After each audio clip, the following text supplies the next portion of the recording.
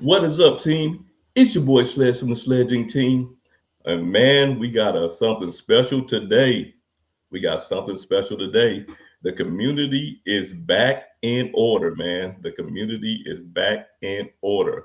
We got a lot going on. We got a lot going on today, a lot to discuss. Man, it's Christmas time, and I ain't gonna hold y'all up too long. We want to keep this thing a little bit short today. So I'm gonna start bringing in some other participants today, and everybody you see right now doesn't mean that it's gonna be everyone because we got something big today for sure. We got something big today.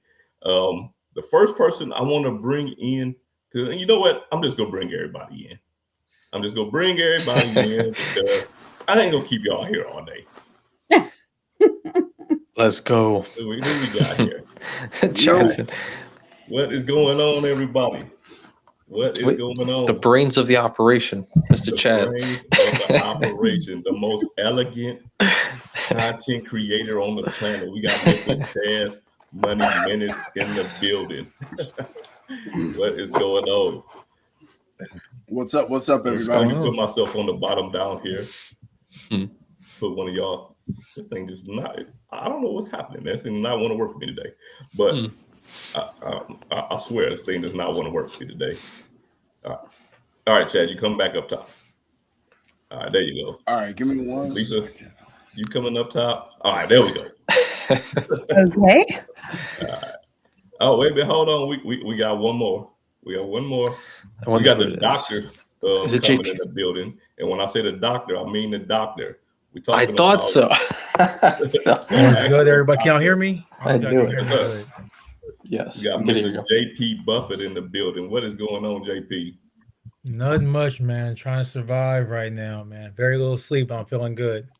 JP is not only a doctor, JP got a newborn baby, y'all. Whoa. Yeah. Congrats, man. Thank you. Baby, y'all. That's great. Hey, look, so the way that this is gonna go today. Oh man, hold on. Wait, hold on for 1 second, man. What's up? Are you ready to come in? All right, got you. Hey, y'all, I would like to present to y'all the newest member of the community coming in. Never did a video with us. It's my guy, the one and only What up? Whoa! Hey, congrats on the baby, JP, man. That's awesome. Hope you all had a great holiday and everything. Merry Christmas. Listen, Calby's here. I didn't even ask him. I just made him a member. So now Calby is the newest member of the community, y'all. Yeah, I think that's all we got for right now. Oh wait, so, Calby's not a. Never mind. Okay. You want to say something? Calby is an official member. Hell yeah! Like Chad jumped off for a minute. All right, let me say a couple shout outs to the people in the chat, man. We gonna get right to it. We got Sean then dropped in it. Let's see. All right, Chad back, y'all. Go bring Chad back in. All right, Chad is back in the building.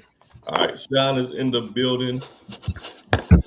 Hello, Danica is in the building. Look, Mr. Webpie will be here. Don't you know me? Don't click off the channel because Mr. Webpie ain't here. Mr. Webpie will be in the building. He just running late. We got Vincent past 12 months as a channel member. Appreciate you. Absolutely. Look, speaking of the devil, Mr. Webpie himself. Mm-hmm. Here we go. What's going on? Good, Joe. Let me bring Mr. Webpie up to the top. What is going on, Mr. Webpie? Yo, I want to please forgive me for my hair. It's snowing. I had to walk the dog. I got snowed on, and it's not where it should be. I apologize. Oh yeah, usually you're blonde. It's gonna be that way for 4 days. You know what? I put Joe where he loved to be, in between the ladies. So Joe yes. Sledge, you know me so well, Sledge. Let me run through a couple more of these chats, and man, we gonna get right to it. We got Points with Philip. Our brother Points with Philip is in the chat. What is going on? Our other brother, John from the John's Credit and Travel channel is in the building with the $2 super chat. So y'all know when we get a super chat, how I got to go down. Man, I swear this thing is everything going so today.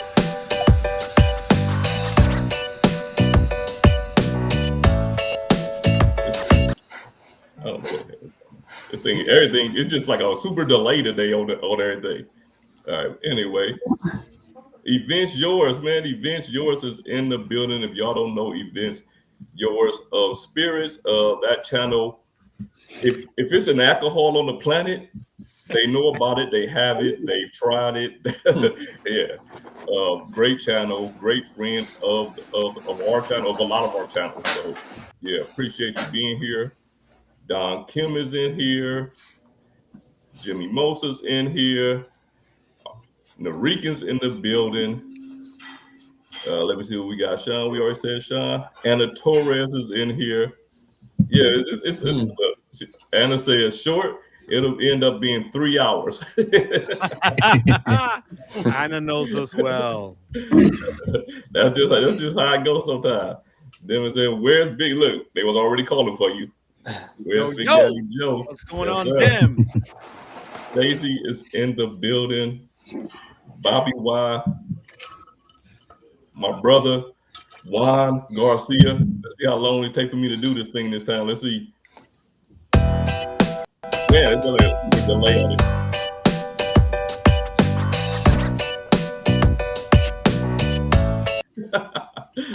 I don't know what's going on with this thing today. It's stutter stepping, but Juan, definitely appreciate you. Definitely appreciate you. It was good meeting you in man, where did we just go? Puerto Rico. It's good meeting you in Puerto Rico for sure. Memphis Mike is in the building. Great member of my channel, and man, great, just the overall great guy, supporter. And man, I'm about to get to these questions, and we'll come back to these comments. We will be here for 3 hours. All right. Let me go back here to my question. First of all, how was everybody's Christmas? Yeah, excellent. It was kind of warm where I'm at, which I don't know about you, Sledge. It's probably warm like all year around, but it was like freaking 65 degrees in Kentucky, and I was like, that's crazy. Oh man, that's it. We had 75 here in South Carolina. Dang. We were tanning. Yeah, man. I'm with Joe pool. right now. It was like sub-zero temperatures out here, basically freezing. Snowing outside. Jeez. Yo, I was just gonna say to these guys, bite me, bro. Feel It's sorry. freaking snowing. We're waiting for 10 inches of snow. Yeah. Like Same. 10. It's gonna snow for 4 days. Jeez. Oh, This sucks. My kid my just house made is it always back in open, man. January. Oh, wow. Yeah, he just flew out. So glad he got out. Yeah.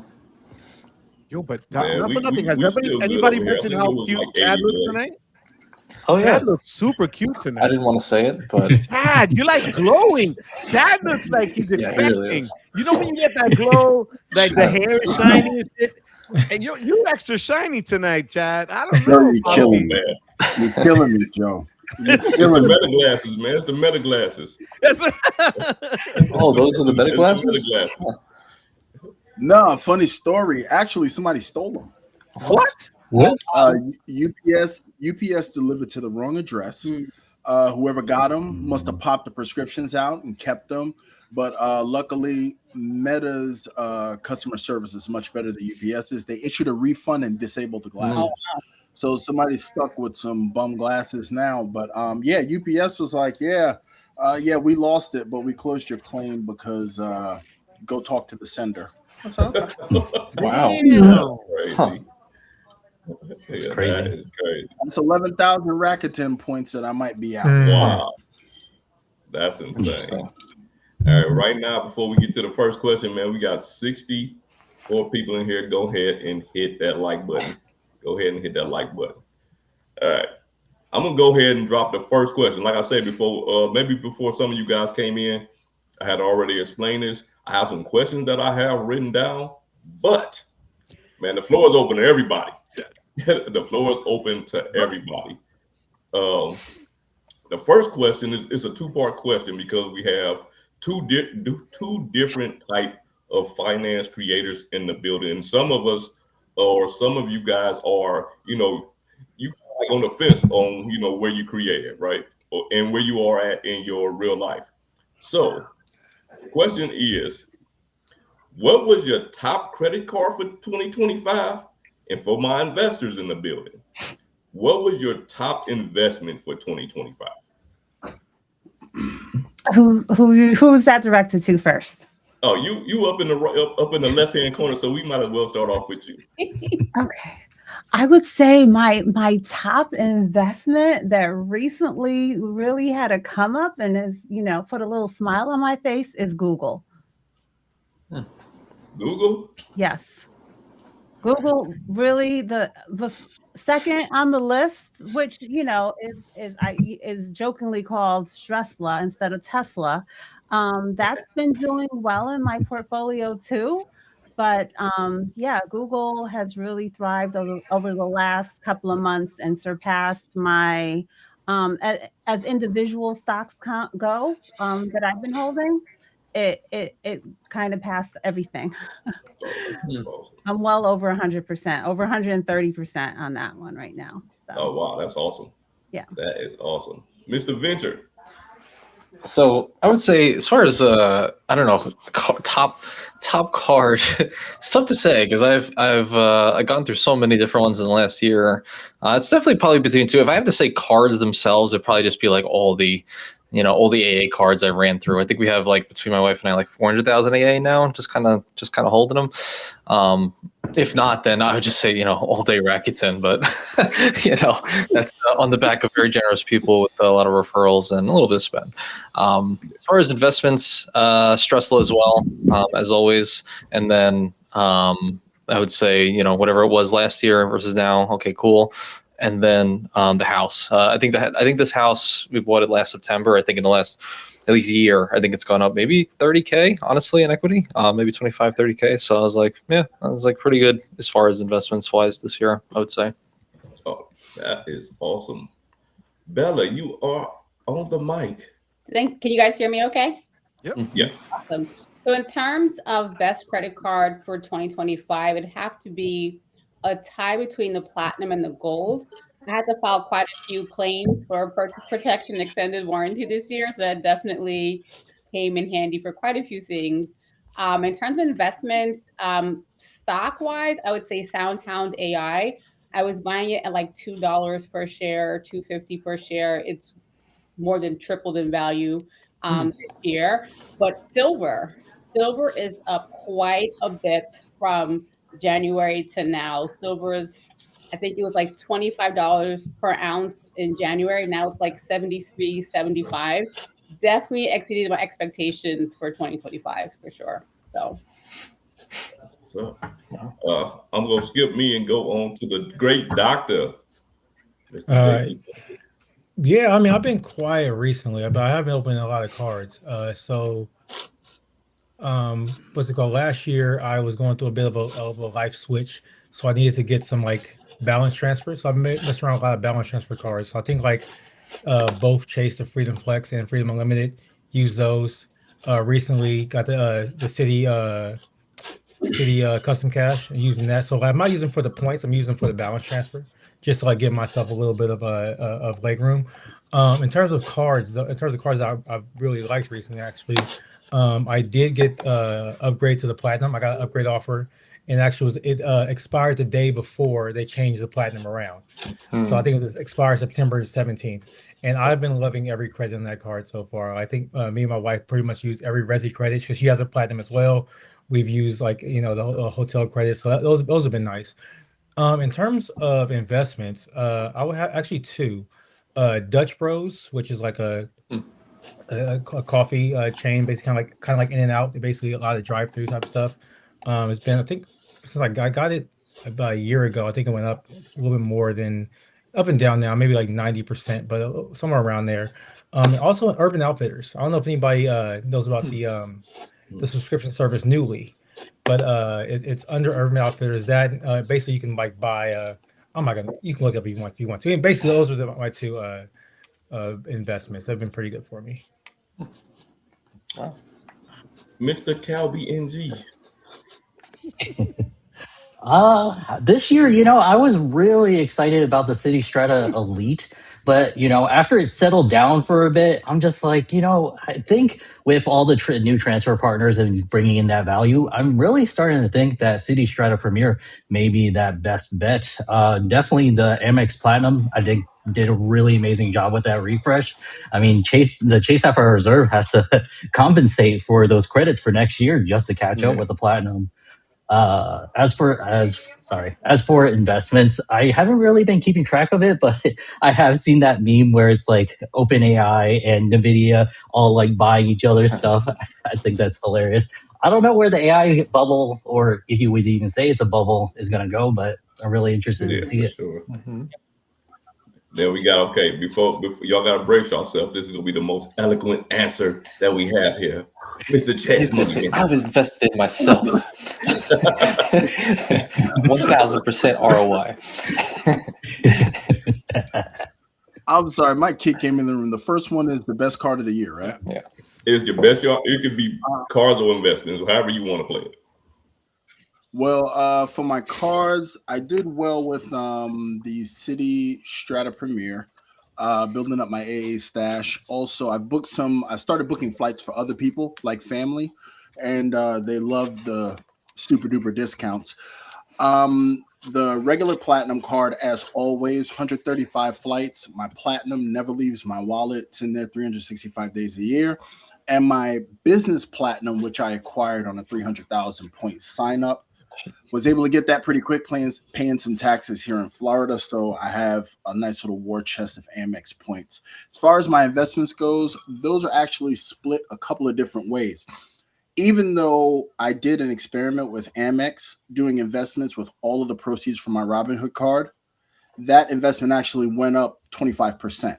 So I was able to get some recoupment from all those points that went into that, which is good. Secondly, my second one would have to be a position that I opened up in American Airlines. Even though I don't like the airline, once I started doing some fundamental research into it, it actually is a little bit better. Their margins are a little bit better than the other big two, especially because they don't have the back of the seat entertainment. You'd be surprised how much money that saves. And thirdly, the best one overall has been Robinhood. I bought the stock when they did the original offering at $6 a share. I bought a couple of lots and I was able to offload some. I bought originally at $6 a share and offloaded at 120 a share. So I made my money 20 times over. So I had some stuff I had to handle. So it was a very useful investment. I still have a position in the company. And also to chime in on, I don't know why the names disappeared. I'm horrible with names. The young lady in the top right, pink shirt. I'm so sorry. Bella. Bella. I am horrible with names. I've actually been watching silver too. I took a position in it was I believe it's an ETF that tracks the silver market, and even that has actually gone over well over the years. So I was like, yeah, I mean, I exited Tesla a while ago. Sorry, Lisa. Even though they helped me buy my Tesla, I can't. They're just too much. They're too much. They're too much. I can't do it. I already don't got no hair. My goatee's white. I can't. They're too much. Joe over here looking and studying. He wrote it down real quick. I had to wait for Aristotle to finish. I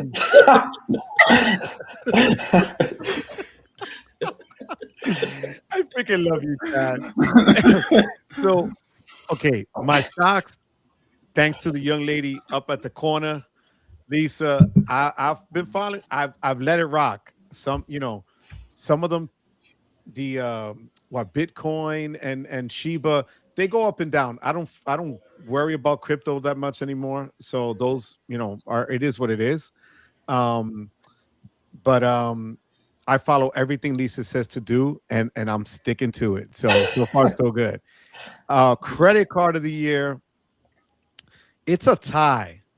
The first one is going to be surprising, and that's Rakuten. Because Sledge and I and Anthony, we've been sharing screenshots of each other's totals. And in a month, I'm past 40,000 MR points for Rakuten, which is more than a sub on the green card, right? And then, to be honest, and yes, I'm gonna flex because it is what it is, because I just used it.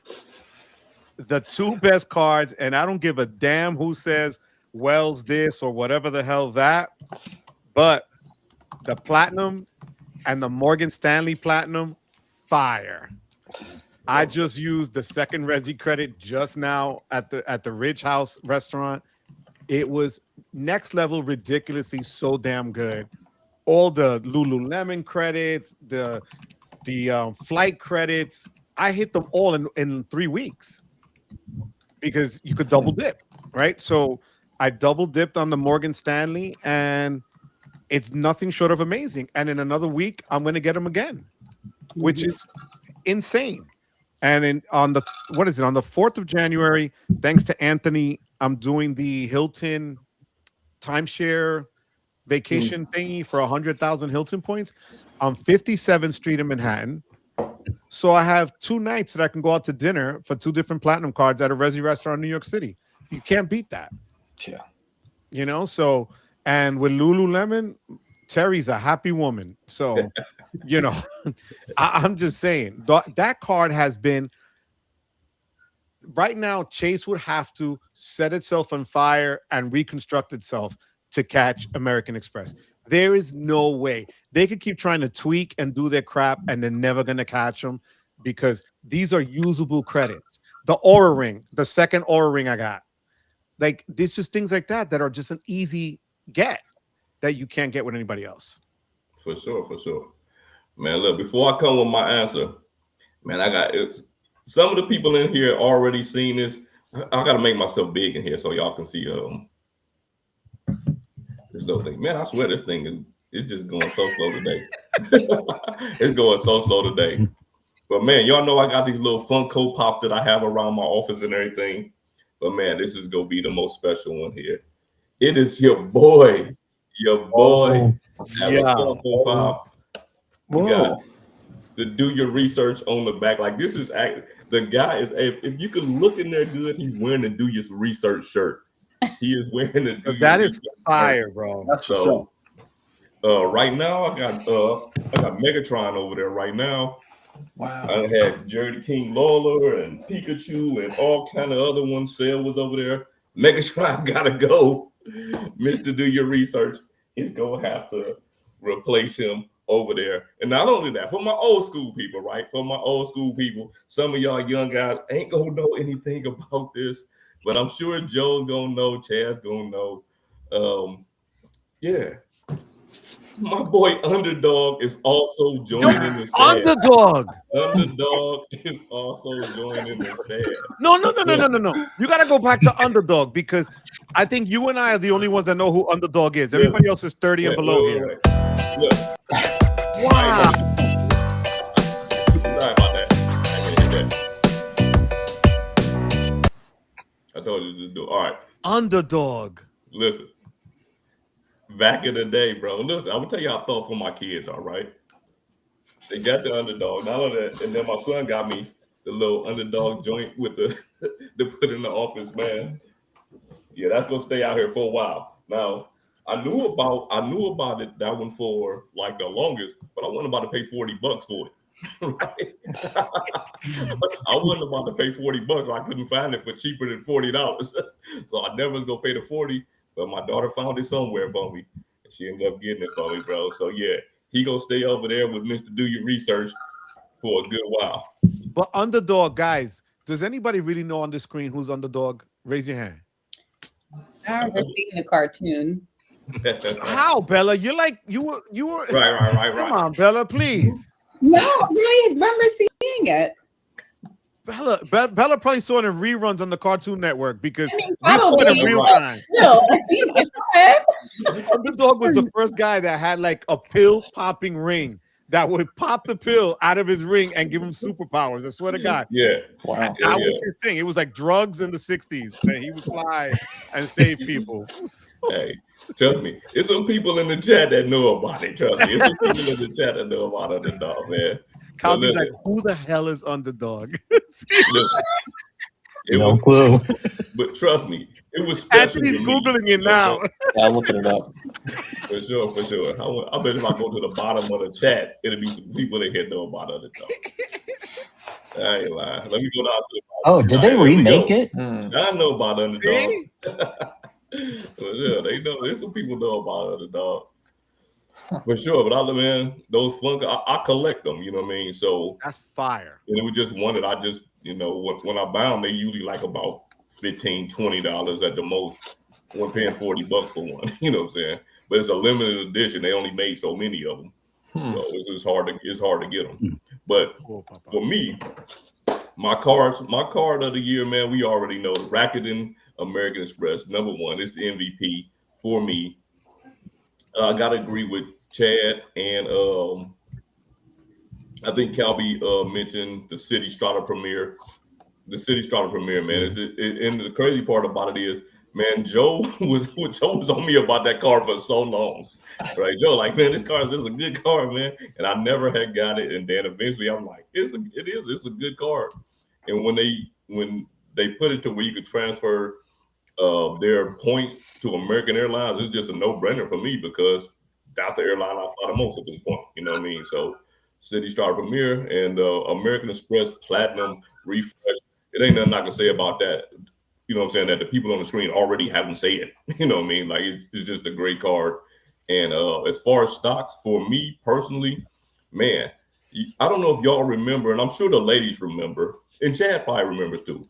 You remember when everybody was pushing SoFi so big? You know what I'm saying? Like, they were pushing SoFi to pick up. So, well, I picked up SoFi when it was like a little under $6 a share, and I was just picking up. You know what I'm saying? It would go like to $7. I just kept picking it up.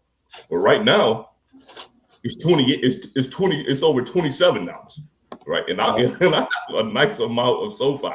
So yeah, it's been doing really good for me. It took a long time for it to, get that kick in the butt. Yeah. But now, man, listen, it's for real. It's one of those stocks, man, that I'm glad that I kind of like listen to people on, because I'm one of those people, man, I don't listen to nobody. I mean, I do my own research. I gotta get it in where I get it in. Like, I listen, but I gotta do my research before I do it. And jumped in with that one. And at some point, I'm like, man, this thing is never gonna pick up momentum until it did. You know what I mean? Like, until it did. So there. But man, look, I want to open the floor to anybody in here for any question they got. Well, there were some super chat questions. I don't know if you want to address. We can hit the super chats real quick. First one, I mean, just said, because my boy Joe came in the building. He got the big weapon for Joe. Oh, man. Bianca came in with the 199. But I'm going to give y'all one big money drop because the freaking money is acting crazy today. Everything moving slow. I'll be all day trying to do 3 or 4 of them. We got, oh man, Mr. Howard Dean. Mr. Howard Dean came in hot. 50 spot. Say, question for Sledge, please. Why is Navy Federal Credit Union so rigid about member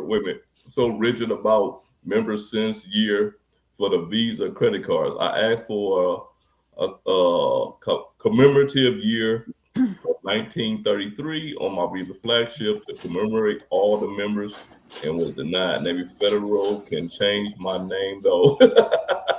Yep, they can tell. Man, listen. I guess it's their thing, man.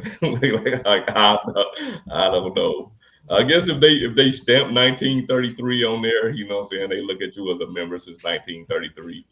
But I don't know. Like, have you guys ever, if you guys ever had any kind of like, signature requests for any credit cards or anything like that? No. Never? No. Yeah. I've never really had any requests, so I really don't know on that one. But if that's the last one, oh no, we got some more. Man, no, but we don't have any. We got Mike Doolin in here with the 20 spot. Appreciate you, Mike. Did I start at I started at 50. All right. Mike Newland is in the building. Mr. Member, I'm calling him Mr. Membership because he always gives memberships to people. Yes, sir. Always giving membership to people. Mike, Polygraph had a question. I'm on him now. Okay. I wanted to say something to Mike Newman real quick. Don't give anybody any memberships to the SledgeInc team channel. And the reason I say that, because I always say this, is because when somebody becomes a member of my channel, I want it to be organic. I don't want them to get a membership from somebody else, and then after that month, they just like, all right, I'm out. You know what I'm saying? If they want to become a member, then they have become a member of the channel. So I appreciate every time you drop memberships and everything. But yeah, for my channel, I just would rather people do it the organic way. We got Polygraph Zone, my guy, says, greetings from Philadelphia. The City Globe, okay, the City Globe will work for me, but $90K for $350, not great. Any chance that they up the sub or change splurge to more like the City Elite? I would say I doubt it. And the reason I say I doubt it, because I mean, the executive, I mean, I think the most I've ever seen that was 100K, right? So 90K is probably the most you're gonna get out of the Globe. You guys got any expertise on that card? Because I don't really know a lot about it. I think that they have to have a little bit of a gap between the Elite and the Globe, right? So sure. I can't see them really upping it where they're going to give you a splurge credit, even if it's $50. The splurge is $200. Right. 90K points is good, but I can see what he's saying. You can get 90K points. Like I think we just got 90K, wasn't it, for 1,000 spend for the no annual fee, right? Right. But the thing is, those airline cards, their subs be trash. they earn, the earners be trash on them. It is what it is. You get free check bags and you get priority boarding. You know what I'm saying? So that's what you go get out of those airline cards for the most part.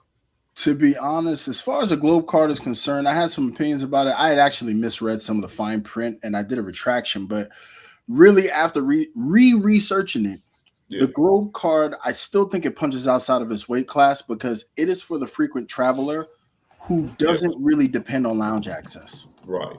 With the benefits that they give with basically being loyal to AA, in addition to the paltry multipliers that they have, it can still be a very profitable card. And then in addition to that, just like you said, you get your cards for status light. You don't want to pay for bags, just prepay your bags the year. You know what I mean? I'll prepay $95 for bags as long as I'm going to take 2 or 3 trips. That covers it. Easy peasy. I don't have to worry about nothing. And then, getting on it, on the other hand, for the warrior who does not want to check bags, some people are highly averse to checking bags. They need to get on a plane first to get bin space. So still, that status light ends up being very profitable. And by the way, just sub to Bella's channel. I'm sorry, I didn't see your content before. I will be consuming your content, and you can ask anybody. If I say I will, I promise you I will be intimately aware of your content probably by the end of the week. But yeah, that status light will work for each one of them. And the Globe card, it comes in, it seems like it will be clutch, especially for some consultant travelers, because some of them people just don't make time for lounges. I mean, I'm not some people because I'm bougie. But other people, we already know, Chad. We already know, man. Chad definitely gonna make time. I could pull up an amenity bag right now. There's a few of them around here somewhere. Man, what's the shortest time you ever spend in the airport lounge? 15 minutes. Me too. Yeah. I'm walking past there. I'm like, I'm about to go in here and get some snacks and some coffee or a drink, and then I'm gonna head to the plane. Yes. That's about right, Bella. Yeah, I needed that quick hit to calm me down before I boarded the flight. So. Mine is less than a minute. Yeah, I went in. It's a shame, right? But when people say that, that lounges are overrated, again, I'm at that age where I want to be comfortable. I don't want to, be frazzled to go onto a flight, and not for nothing. But I said it when I flew out of Terminal 5 in October, JetBlue. There's no lounge at that terminal yet. Well, it's there now. Right. Now. but it was $25 for one drink at that lame ass bar that they had there, and the drink was terrible. So it's like that's half the price of getting into a lounge somewhere, and the drink sucked. So give me the bouginess at this point. You know what? We work too damn hard at this point. Well, I'm in. Joe, when you drink, you gotta make sure. Like when I be on vacation, you can tell how deep I am in vacation because on day 1, this be my pinky. On day 3, this be my pinky. 100. Day 5, like I'm killing somebody behind me every time 100. I take a drink. That's crazy. I feel the same way. I can't lie to you. I mean, Kelby and I went and got the Delta Sky Club to go stations. Yeah, we just walked in and be like, all right, grab the bag, then walk out. That's it. Just went in and walked out. Yeah. I am kind of curious though. Has any of you all tried with the Venture X, the Capital One Lounge, where they have the to go section? If they'll just let you grab the go, like I know their lines can be really, really long, but I've never tried it. No. Capital I what? feel like that makes sense though, right? Yeah, They Capital don't One. want they Yeah, right. don't want it overcrowded. I feel like it makes sense to let you do it. That's Right. one less. And they're really generous about that stuff because I took like 5 sandwiches. They're like, yeah, take whatever. I'm like, all right, just waddling through the airport. That's me though, man. I go to lounge. Like if I got 15 minutes, I'm going in there. Like I'm going in there. I'm gonna get something out of there, some kind of snack or something. Maybe I might even take it on the plane with me. You know what I mean? But I'm getting something out of that thing when I go in there. Absolutely. I'm so sorry to interrupt. I gotta give a big shout out. Miss Karen is in the building. It's one of big friends of my channel. She's a big fan of my daughter. Too bad my daughter's not here, but I just wanted to say what's up to her. Sorry.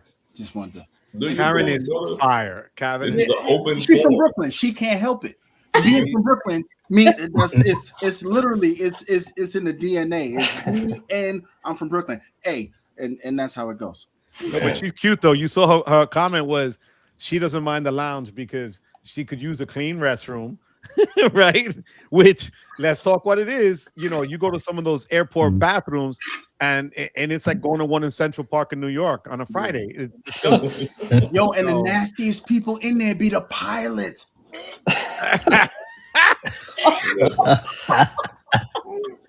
Oh, no, you guys have to follow Sledge, and this I swear to God, on Facebook, he says he'll put up, yo, just sat next to someone that smelled like onions. Yo, just sat, I can't breathe. I'm getting killed on this flight. Like he's so brutal on that.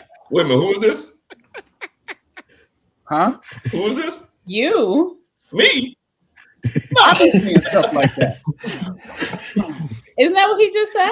Chad. Oh. Yeah, man. Because I stay on planes too much. Some people they on pits be up. It's just up. He can't. Like you have to see his comments. It's hilarious. It's terrible. I had on a flight back from Amsterdam. It was literally back to New York City, the worst flight ever. I had to sit in the middle. My wife was on this side, the person on this side. I'm like, oh, it was Amsterdam. man. And you had the middle seat with that? That's the thing. I always have the middle seat. As long as I'm flying my wife, I'm always, no matter where I'm at, I'm always in the middle seat. Unless it's a 2-seater, I'm always in the middle. Chad, I can't. I don't fly first class like you, Chad. That's the only way to fly.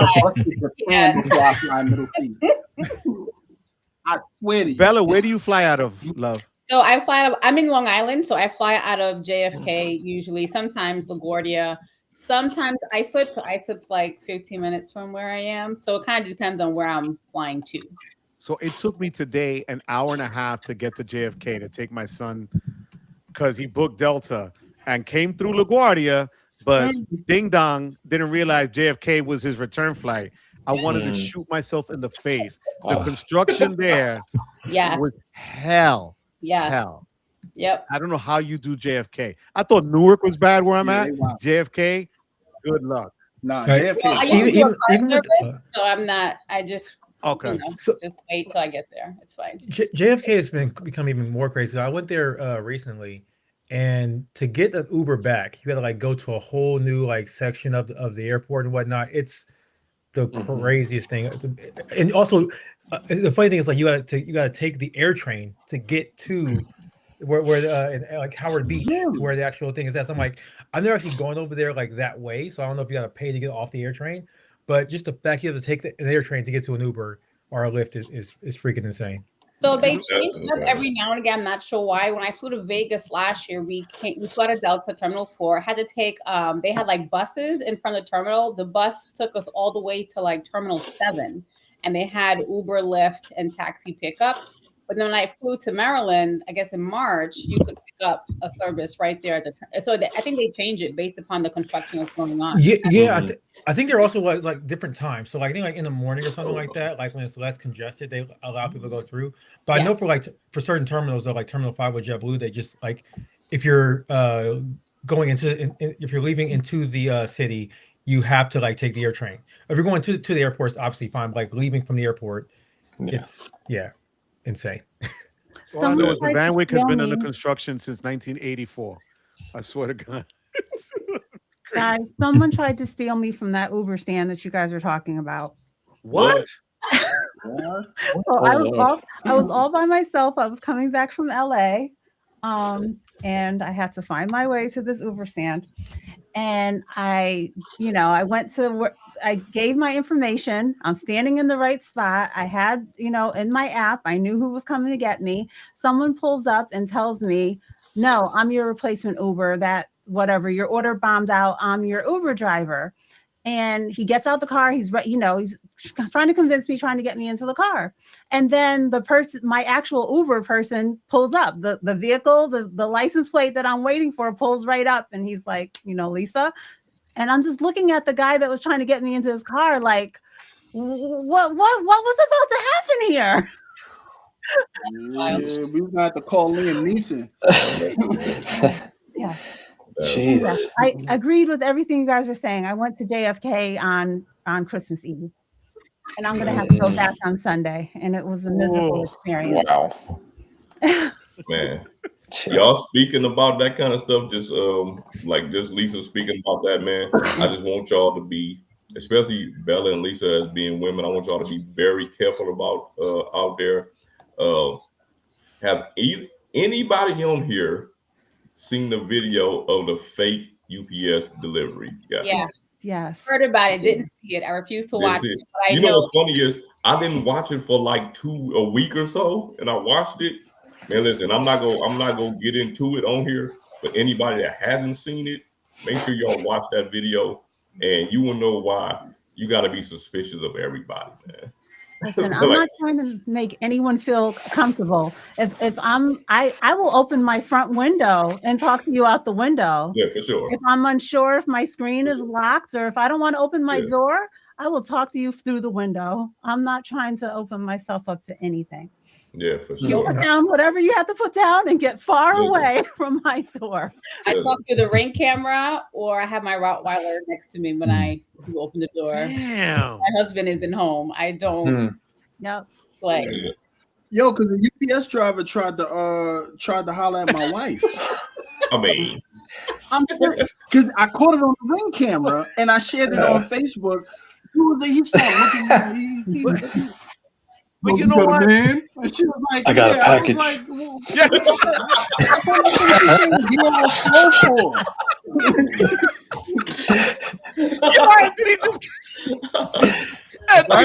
got a package. I got a package.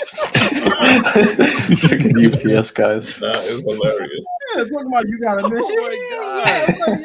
That year took too long. Yes, 3 words, 3 letters. But you know what, Bella? Yes. Chad is just talking because in New Orleans, his wife did the same thing. This poor guy was using a trombone and he got his neck broke as Randy walked by.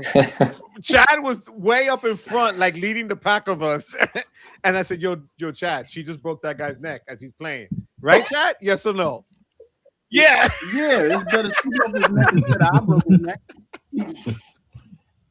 Yeah, UPS dude, I put him on that Summer Jam screen. I mean, dude was respectful. He left, but I could see how it could be dangerous because it was just her in the house. Yeah. To be honest, I don't think there's ever been a time where I just don't answer the phone or the door, and I don't think I've missed out on anything like ever. So I just never do. Like I've never missed anything by not answering the door or answering the phone. Like, Yeah, that's kind of emails crazy it. to me, man. Because like usually UPS, like they knock on the door, they be bolting out, they be leaving. Listen, They knock the horn and they drive off. I'm gonna Yeah, tell they you, don't even that ring the was doorbell. what I told my son. My son, I'm like, that was the first red flag, right? Because dude knocking on the door, knocking on the door, knocking on the door. I'm like, UPS would not have done that. They'd have not one time. They'd either put a note on the door and dip, or they'd have left the package and dip. Right. Yeah. They're not going to stay there waiting for you. So Right. yeah, it's a few rare flags you got to pick up with people, man, that you kind of know, you know.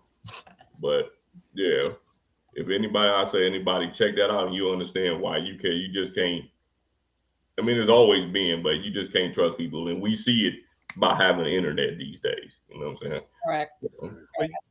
I gotta say, Don Kim put in traffic and pickup drop off at LAX is horrendous, and I can attest to that 1,000,000%. I hate going to Los Angeles. Really? LAX is dumb. It's I'm dumb, man. Even if you get a rental car, the shuttle is stupid to get over there. They got no respect at all. I don't even mad at it. I ain't gonna lie to you. Man, Bro, I fly a paper airplane over there before I take another goddamn plane over there, and I got to go to LA probably next month. But it's so like the crazy thing about me with LA is like I don't even like get the Uber. Sorry, I don't even get the rental cars at LAX. I really take an Uber to a different location, and it's like so much cheaper to get it that way versus getting at LAX. Yeah, I would take like an Uber to like into like Westwood or somewhere into like Santa Monica area, and just it's night and day. Yeah. And, like the Uber charge is like by itself is less than like paying per day for depending on how long you're going to be paying per day for the rental. So like if you don't want to pay the LAX charges, I would go with that. I'll be having to get it for work. Oh, okay. Don't worry about that then. Yeah, I'll be having to get, so I'm stuck. I got to get on the shuttle, and then when you get, they don't have no respect for the shuttle, the cops, the president, the Senate, the Congress, nothing. Everything is it's a parking lot going in front of the terminals all the time. For sure. Hey, look, we got 102 people in here, man. Hit the freaking like button, yo. Come on, guys, hit that, man. Hit the like button. So there was a super chat question talking about what do we want to accomplish in 2026. I thought that was a really good question. I did see that question, but I lost it. Oh, that's Vincent Pasquale. All right, so I'm just gonna take that as a side note. What do y'all want to accomplish with 2026? Because I might can't find them.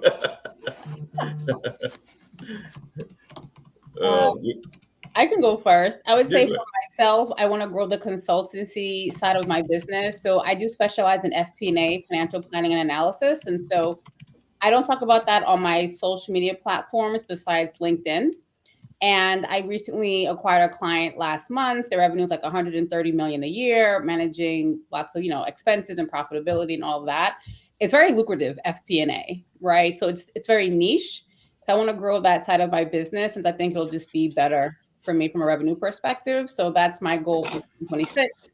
Lean in on more content on LinkedIn, building my network there, and building my client base. So that's one big goal for 2026.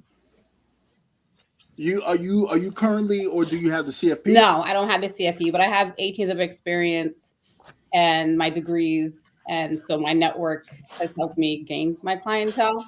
I'm kind of keeping it at that. The CFP, I don't know if that's enough ROI for the effort where I am right now in my career. I was just asking because I at one point I was looking into it. So yeah, no. And for anyone who doesn't know what FP&A is, basically you work with corporations, small businesses, help them improve their profitability, building revenue models, managing expenses, foreign exchange analysis, things like that.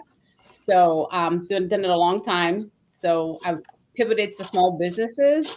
But now I kind of want to go to mid-tier companies since they have, the cash to pay. So.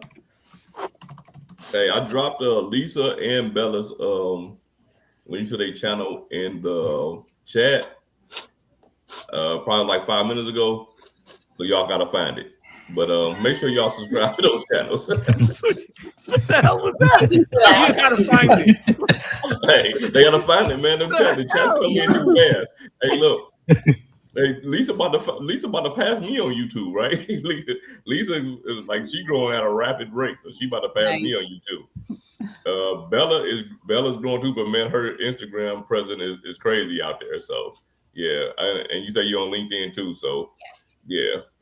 That's awesome. But yeah, we got to get her caught up. The last time I had her on, I had them push her over 1,000 on Thank YouTube. you for that. No, hey, come on, man. This is exactly what we do for each other. Like, this is exactly what we do for each other.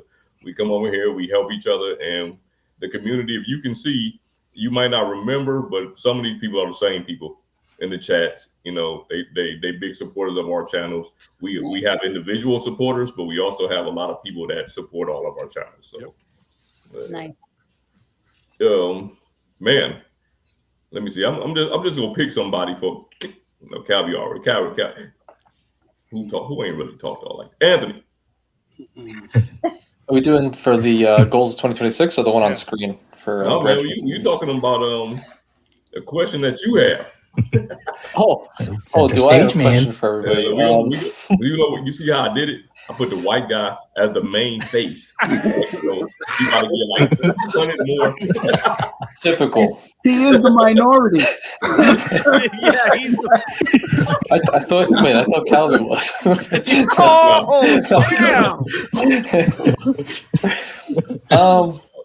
I don't know. Do I have any questions? Let me think.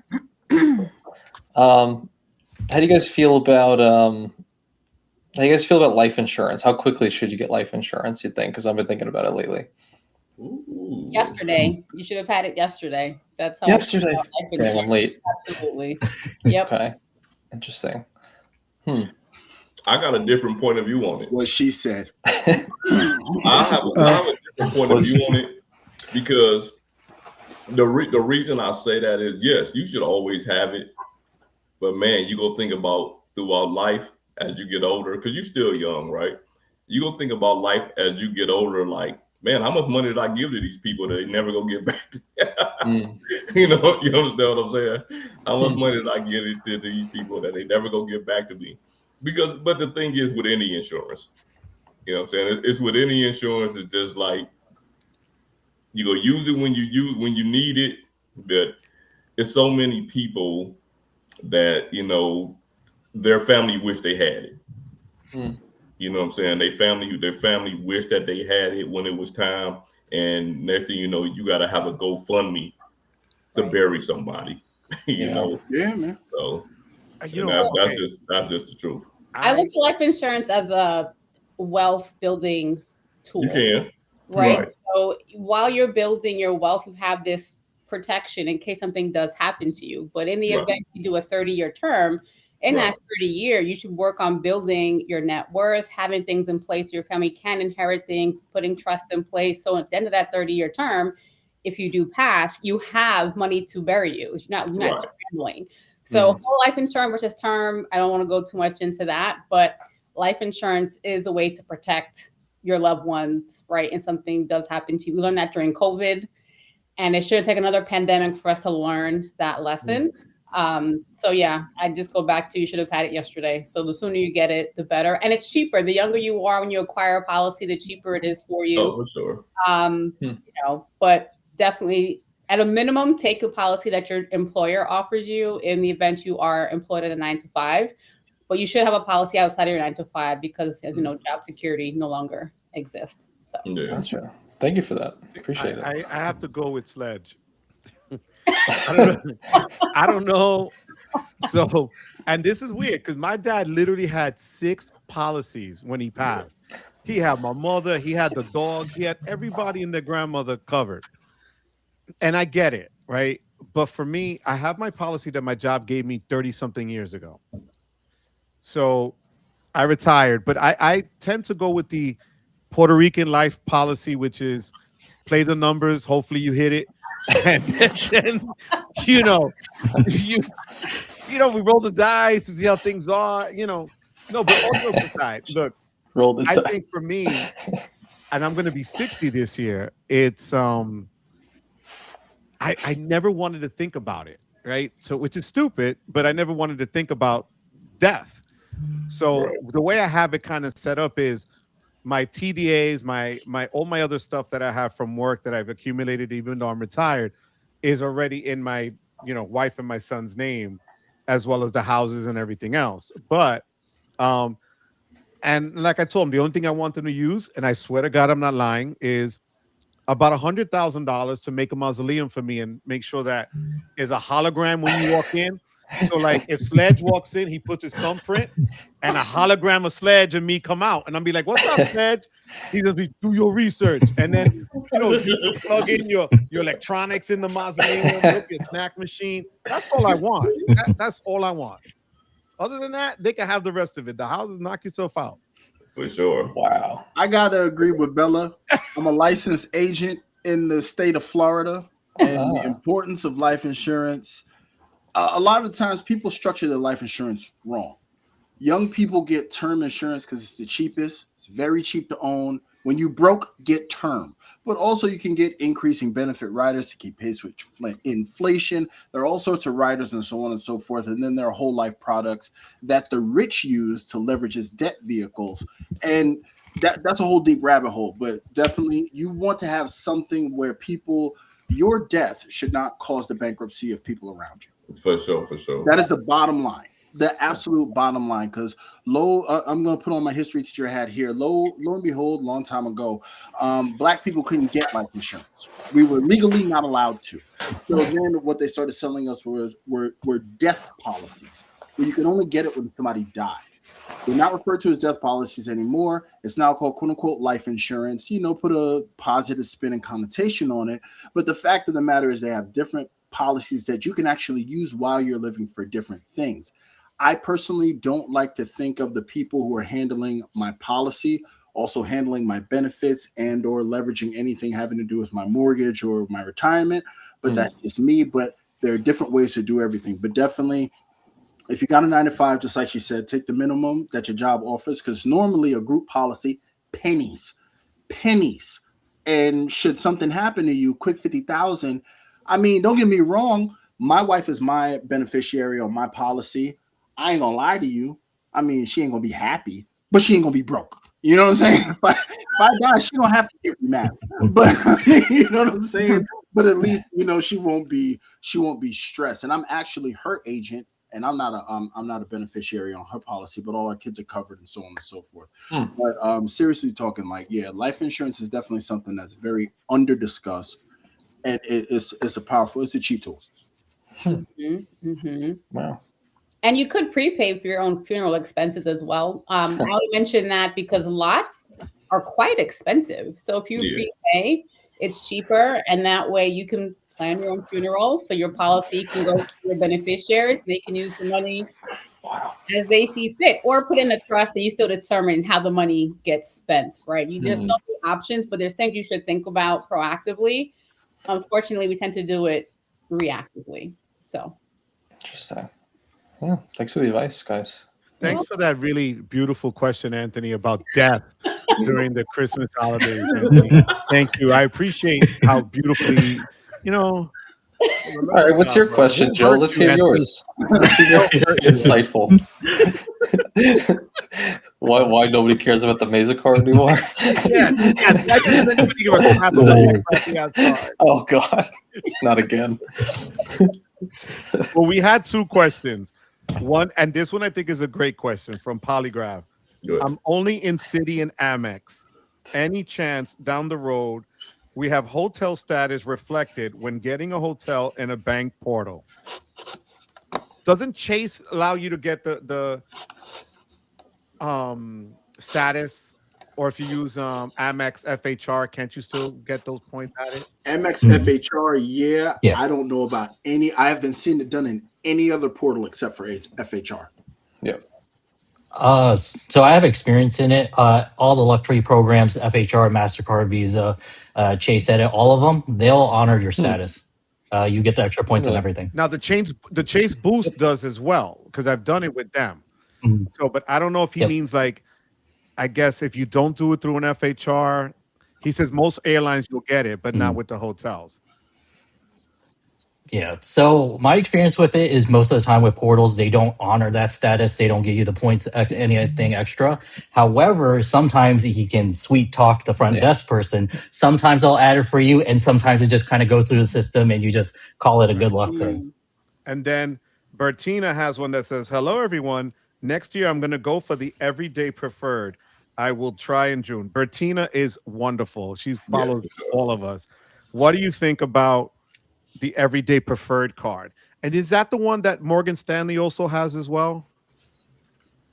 I think the everyday like this. That's the cash back one, right? Yeah, right. That's the one that Morgan Stanley has. That one, right? I believe so. Yeah. Would you guys do it through Morgan Stanley or the vanilla or the regular Amex? You gotta go. You have to go unless you have the everyday now. The only way to get it is through Morgan Stanley. It's not publicly available to apply for anymore unless you have the everyday. You can upgrade to it. Okay. Yeah, you can upgrade to it. You said she's looking for the everyday preferred? Yeah, right. She said everyday preferred. The everyday preferred, the everyday and the everyday preferred are MR points earning cards. I love those cards. I love it. I love those cards. Early in my YouTube career, I actually used the everyday as the anchor card for an alternative trifecta that went against $1,000 at the time that the gold, platinum, and the green card and the blue business plus was going to offer you. So the everyday preferred, if you can get it, I say get it. It's a great card, and it was the singular MR point earning card that had a multiplier for gas. Yeah, right. I still have every it was day. The only one. I still have it every day because it was my first American Express ever, and I still have that card. I learned the upgrade downgrade game from the everyday and the everyday preferred. That's how I first started doing it. But the thing is, what they offer to go from the everyday to the everyday preferred isn't worth it anymore. They're offering you $75 on a $99 card. You know, before they used to offer you 15,000 membership reward points, which is essentially 150 bucks, right? So you were coming out ahead. So now it just doesn't make sense to upgrade to it. But yeah, for somebody to have a card like that, even though it's $95, you got a $95 card that can hold your membership reward points. Yeah. Instead of 150, 325. Or in the case of the platinum, $895. You always have something to fall back on. You had to get a business card. Yeah, for sure. Are any of you thinking of dropping the amounts of annual fee cards? Are you thinking of doing that? Always. Yeah. Okay. Thinking, but actually doing. My bad. Actually doing it, Sled. Did we forget the month of September that you had in October, where you had how many cards did you get? All right, just I'm gonna go first because you know what? I had a plan on doing that, and then I did drop. I haven't even counted my annual fees lately because so I'm not really sure what I have. But I was at $3680 in annual fees, right? So I did start chopping some of the annual fees. The problem is I picked up more cards. That's right. So I'm not really sure. I'm not even really sure what my annual fees are now. When I started chopping my annual fees, I was in the 40s as far as credit cards. Right now, I have 62 credit cards. So next year, I promised to myself, we'll consolidate these cards. And the only reason I had a card is because I bullshit. I wouldn't even have bullshit. Yo, Lisa's shell shocked. Lisa's looking at Sledge like, really? Like, I'm over here thinking, how did I make it through an interview with Joe and Sledge? Because I don't even have a card that has a fee. I'm not about this, lounge access and. So, okay, Lisa, but that's a good segue, Lisa. You just travel. You're traveling now, right? No, I was the chauffeur. I was the mom Uber driver. Oh, damn. Okay. But when you travel, so you don't need a lounge basically, and you don't need the perks and stuff? Like you don't need that? I barely travel, so it's just it's not that much of an issue. And when I do travel, it's just like I'm not thinking about all those things because it just hasn't been the norm for me. Okay, fair enough.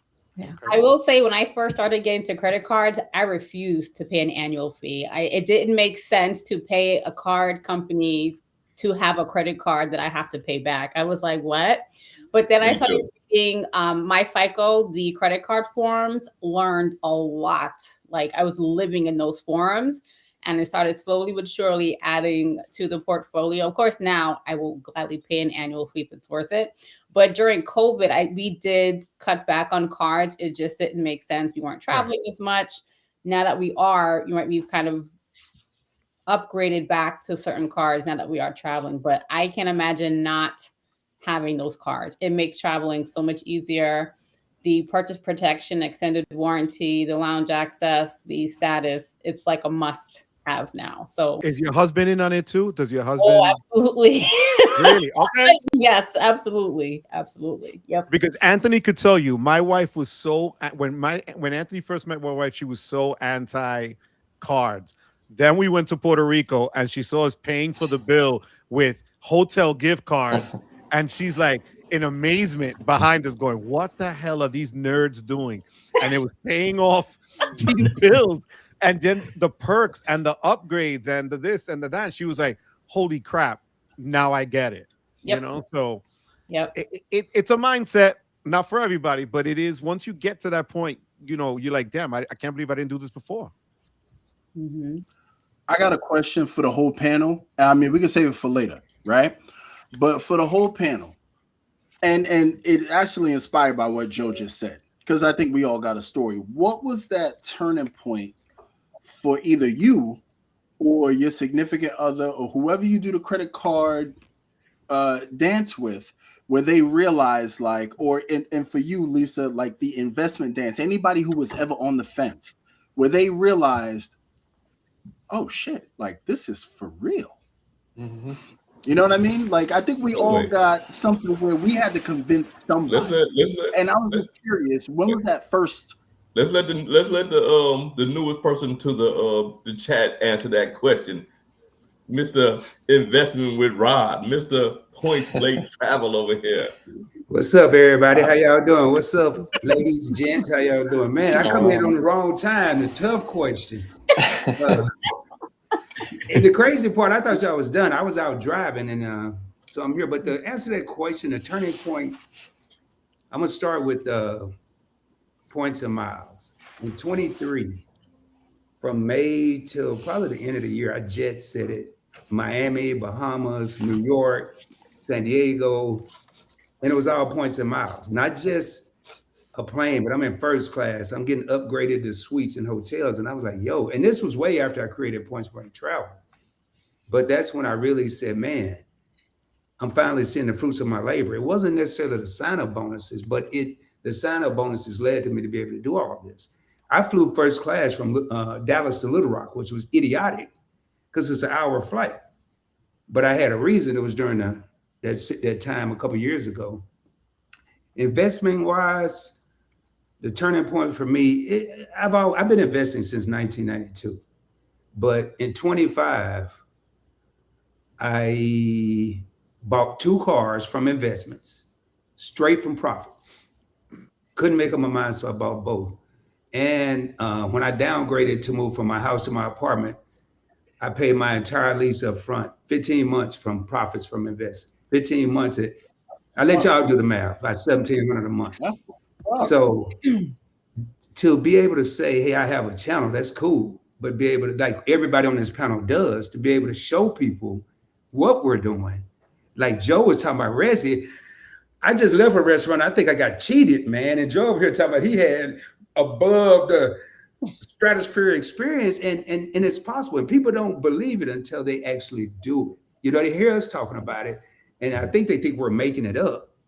Or we have to do a reel while we're at the restaurant, but it's real. And when people actually go and your spouse can see, hey, we're saving money. I can go get this, I can go get that, because we just saved $500 on this hotel or this flight. It becomes real to everybody. So. Mm-hmm.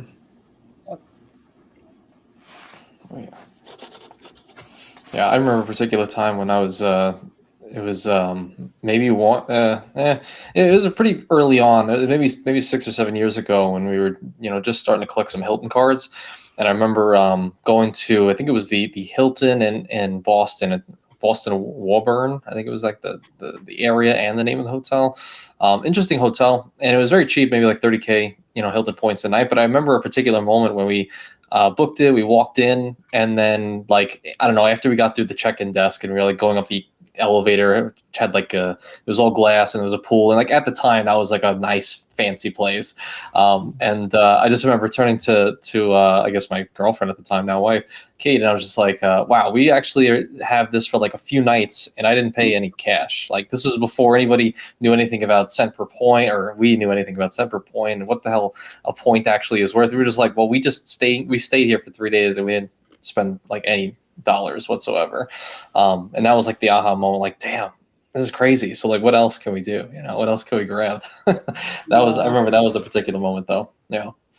I think for my husband, his turning point or aha moment was I had signed up for the Ritz-Carlton cards back in 2016, 2017, before they were going to increase the annual fee. It was still $395 back then. So this is quite a ways back. And be able to book a 4-day, 3-night stay at the Ritz-Carlton in Aruba, and didn't pay anything for the hotel stay. We paid for, beach and certain upgrades, and we got like, we're not paying anything. And I was like, no. So he was like, oh, there's levels to this. He's still anti-annual fee at the time. So he's now upgraded cards and applied for cards with annual fees. And we kind of just strategize together to see how can we combine the points to make things free or heavily discounted. So because he's very much, I call him El Cheapo, and I'm very much a spender in our relationship. So we have a good balance between the two. So being able to have the luxurious experience without breaking the bank, I think for him, it's a happy compromise, and it gives me the experience that I want. So that's what's up. Yo, Chico. Yeah, he's gotten better, but he'd rather not spend if he doesn't have to. Or me, I am naturally a spender. I've gotten better as well, but But you know what's weird is that you get freaked out when you have that first card that's 400 or 500, right? You're like, damn, that's a lot. And even having one Amex Platinum at $895 is a lot. Yeah. And I swear to God, at about 4:30, before we went to dinner tonight, I told my wife, hey, January 1st, everything resets. And we have the Resi credits again, the Lululemon credits, the this, the that. And I go, and that's 2 payments of $895. And at first I thought she was gonna like bite my head off. She was like, oh, but it's worth it. And I said, oh my God, like hell froze over. Like, how did this happen? And it's because we were able to book with the double dip now 2 nights in the Conrad Hotel in DC and Washington. And I only pay $125 out of pocket to stay at a Conrad Hotel in DC in the summer, which is unheard of.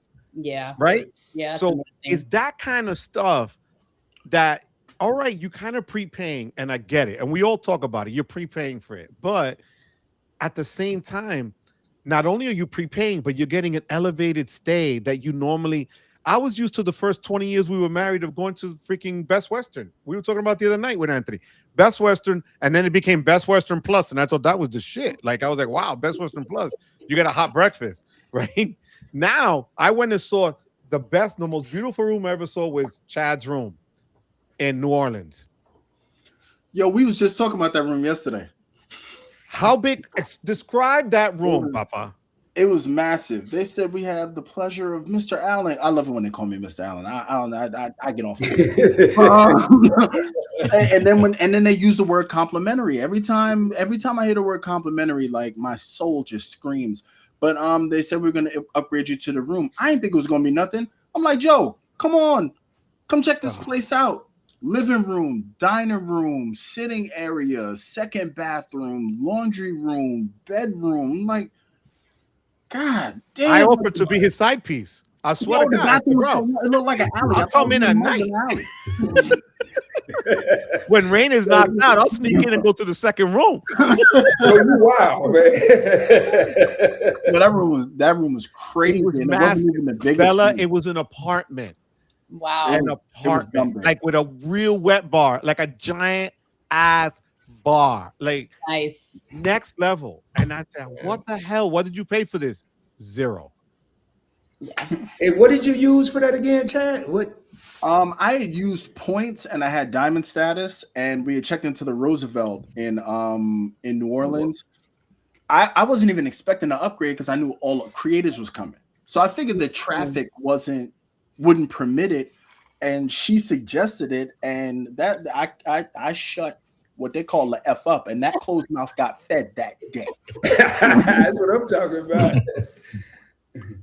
Man, Wow. you know what? I think I can't even say it was the best room I ever had because I've had better, but I think because coming from paying for hotels, right? When you coming from paying for hotels and some luxury hotels to getting them basically comped, it's a whole, you know what I'm saying? It's a whole different thing, right? So one of the very first upgrades that I had, one of the very first was at a Ritz-Carlton. They upgraded us to an executive suite. I'm talking about this room is freaking massive, right? Like, I'm gonna tell you how this room looked. Like, keep in mind, we didn't stay at the Ritz-Carlton before, right? But I'm paying out of pocket, right? We go into the room, and my wife and kids go in first because I like to film, you know what I'm saying, when I come in the room. I don't know what the room look like. As soon as I walked in the room, my wife was like, "What is this room? A presidential room?" Like, nah, this is because the room was just like this, right? And that was the one that was just like, "Hey man, I got to keep doing this," right? I stayed at a hotel. Chad stayed at the same property in Plano, Texas. Oh, the Nilo? They gave me the room on the top floor with a balcony. It's not even a balcony. It's basically like you have the rooftop to yourself. Wow. Up there. Yeah. That hotel's bananas. Yeah. And they only have one room like that in the entire place. When I came in, because my thing is, and I always tell my subscribers, man, same thing Chad just said, a closed mouth don't get fed, right? So when I come in, I ask for upgrade. You know what I mean? What's the worst they can say is no, they don't have it, you know, whatever. So I asked for the upgrade, and he like, we already upgraded you to the presidential suite. I was like, what? Went up to this room like, this crazy. But Chad, that hotel is nice. Okay. Oh my God. I stayed there for work, and the I customer love service is crazy. Like the customer service is crazy. When we came down and we asked, because I never drive, right? Anywhere I go, I always take Ubers. When I came down, I asked them where the specific restaurant was at that I wanted to go to, because they had like some type of nitrogen. It was some kind of nitrogen drink at some hotel, so at some restaurant I wanted to go to. They was like, if you give us 5 minutes, we'll go get the driver. The driver let me take that back. They paid for the Uber there and then sent a driver to come and get us because the driver was out. And I'm like, I never experienced nothing like this. You know what I'm saying? Like, I never experienced anything. The hotel comped the Uber forward. They called the Uber and paid for the Uber. But after that, nah, I couldn't go back. Like, I just can't go back. How about you, JP? Oh, JP. Yeah.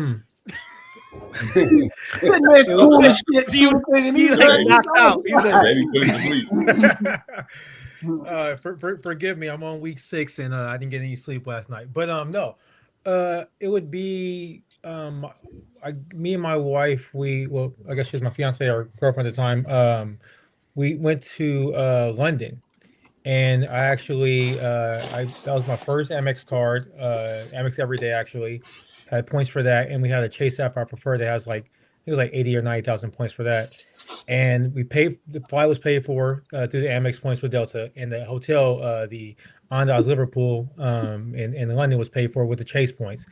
And we were there basically for New Year's. Like, you know, her family was asking like, how do you guys, you know, what are you guys doing in London for New Year's? You guys are basically broke. I'm like, and for me and for her, both was like, how are we doing this? So I think that was like where the intoxication came from with the points. And since then, I think like we went 2 years straight when we never paid for a flight or a hotel. It's been unreal. Unreal, man. Unreal. Who else got that? Calby.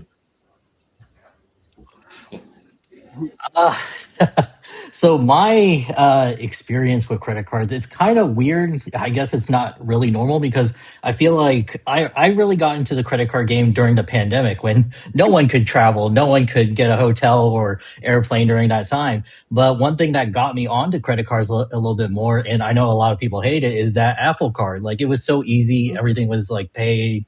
They have a really nice interface, and everyone loves Apple. Especially that titanium card sounds so nice. After you get that first metal card, you just want more. But I guess some more interesting stories would be for my wife. What clicked for her was that American Express Platinum card. First time going into a lounge and then realizing all that stuff is for free. That's like insane, especially when we were visiting in New Orleans. I canceled the American Express Platinum card. We couldn't get into any Delta lounges, any Centurion lounges, and I don't know what was going on. Our flight was just late. I don't know if we got to the airport late. We didn't have anything to eat, and my wife just looks at me and just goes like, "Do we have the American Express Platinum card?" I'm like, I just canceled it. I'm sorry, but we can go get airport food. It ended up being $50 for both of us, and I'm like, this is ridiculous. Maybe I should get back to that platinum card. Calby, I love that part because like I remember what's it called? My wife, she downgraded her platinum card, and she I don't know where we were at, I forgot exactly the airport, but she's asking like, are there any lounges here? I'm like, we don't have any priority pass or anything like cards or anything like that. So like, I don't know what you want to do. She ended up getting the platinum card back again right after that. Lisa, Sledge. you're up. Yeah, Sledge. What about you, Sledge? Sledge told his. You already told my story. Yeah, I already told my story. It's What about you? turn, and then I'll back clean up. You already told my story.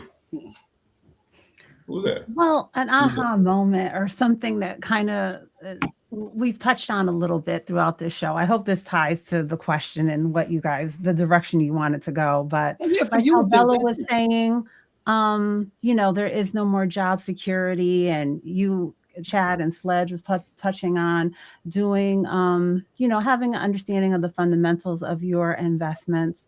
I think that that's something I really want to continue to highlight because we're living in a different day and age. We're changing jobs more frequently. Sometimes, outside of our own desire to change jobs with layoffs and things that happen. And so, I was just watching someone earlier and they were talking about, it used to be pensions back in the, early 80s. We shifted to this 401k, 403b. And so we really need to make this more of a priority. It's not as easy as it used to be for our, older generations before us. We most likely are not going to be in the same job for 20, 30 years.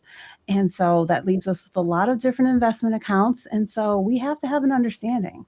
We have to, take a handle of those things and combine them, understand what we are invested into while we're at the company and definitely after we leave the company. But, in both of those areas, that's something that I want to highlight and continue to bring that message. And I think I've had that aha moment with my own personal finances, and now with working with other people's when I have one-on-ones with them, just helping them to dig in and see. I've had people follow up with me 3-4 months later, and their mind is just blown on how much of a improvement that they're seeing in their portfolio. And so it's just a different world, and we have to be ready to evolve to deal with these different things. That's what's up. And I'm gonna back clean up. My wife's aha moment was when I took her to Paris for $5. And that was her first time on a business class flight. They gave us champagne for our first year anniversary. She turned and silently looked at me and said, "We can go home now." That was it. We still hadn't even done the trip yet. So then she knew points and miles were the truth. And as far as investments go, is when I helped her structure her portfolio, where one day she made more money in the stock market than she did working a 12-hour shift in the hospital. And she realized, like, this is something that could work. But that's it. So I'll just keep my answer nice and short and sweet. But I'll I will defer back to the host. You know what? For me, just to step back into it, see, like when I take these trips, because I always have to think about it like this. We always tell people not to overspend on credit cards, right? If that's our thing, like you don't want to. And for the ladies, as far as budgeting or whatever. But for me personally, like I've never had a budget. I probably should budget, right? So I could go to, if I went to that trip for $5. How much is it? $5 and what, Chad? $5.60. Okay, for $5.60. Me personally, man, that because I went for $5.60, or just me in general, it don't matter. It don't matter if that trip cost me $5,000 to go. I like to do a lot of things when I travel, so I'm still gonna spend a lot of money. At the end of the day, I'm still gonna end up spending a lot of money because if I go somewhere, it's number one, it's somewhere that I want to go. Right? It's somewhere that I want to go. There's going to be things that I want to see. There's going to be things that I want to do, and those things are going to cost money. So I think for 2026, I do need to put myself on a better budget because I'm one of them people that just, it is what it is. You know what I'm saying? I look at life as you only live it one time, and I'm going to enjoy it while I'm here. You understand what I'm saying? If you can ask these guys, when we go to these meetups, man, they see me when they see me because I'm doing whatever I'm doing. You know what I'm saying? I already have a plan on a lot of things that I'm doing. I want to eat the food here. I want to eat the food there. I want to go to this place and see things that I've never seen before. I want to go do something I've never done before when I go to different places. So I spend a decent amount of money when I go out traveling. So a $5.65 or 60-cent trip for me will probably be a lot more than that.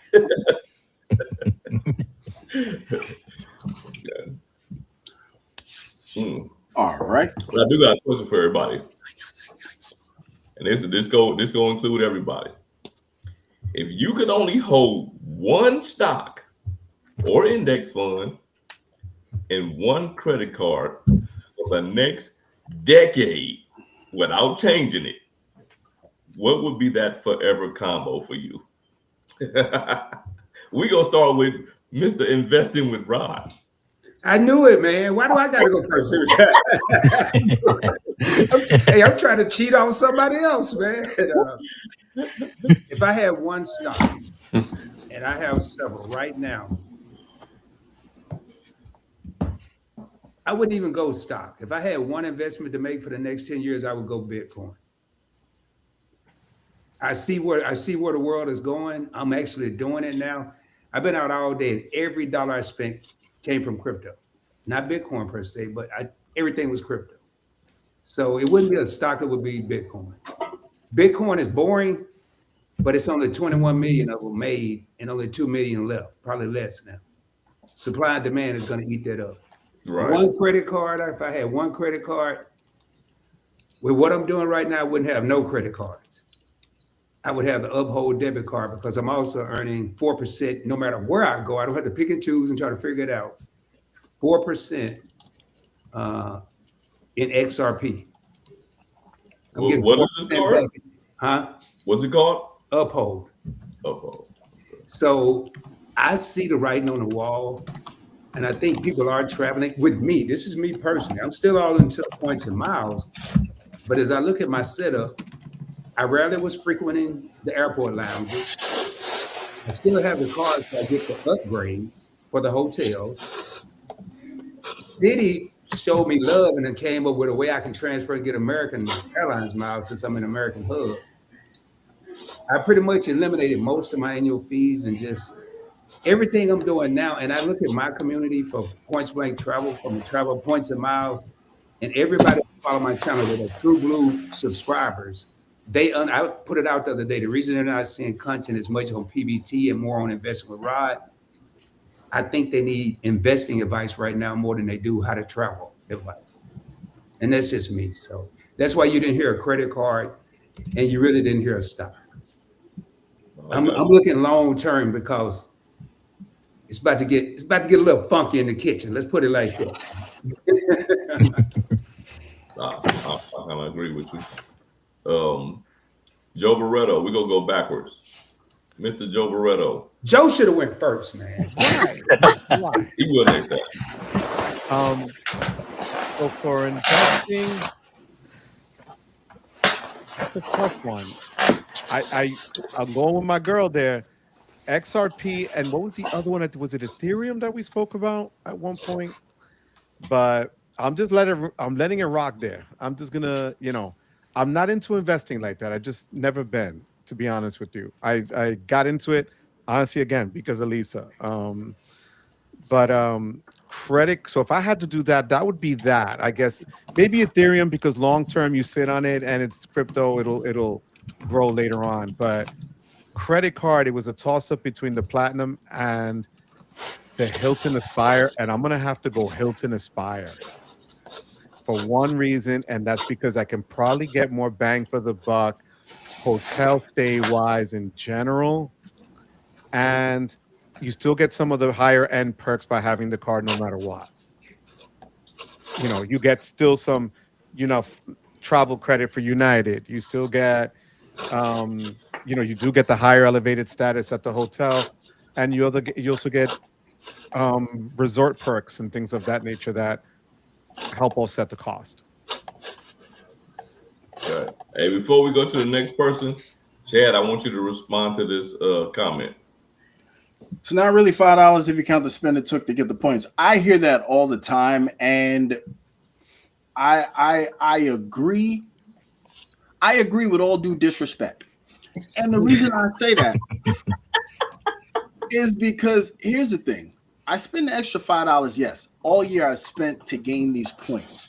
If you want to break down the math, there's the ROI on the initial sub. But also, think about it this way. I got kids. If I buy my kids milk and they drink milk and I get to piss out champagne at the end, a lot of things happen on that road. You understand what I'm saying? No, I don't. That's curdled milk, first of all. That shit is nasty. Lisa's above you going, what the hell is Chad saying right now? Lisa's trying to play. Lisa's like, why is he talking about peeing milk that's spoiled? No, I totally understand what he's saying. We have to keep food in the house. We have to spend. So he's going to spend the money. It's going to earn him the rewards. Correct. I want to jump on this when you finish, Chad. I want to jump on this when you finish. I'm lactose intolerant. So when I drink milk, all I end up with is gas. That's it.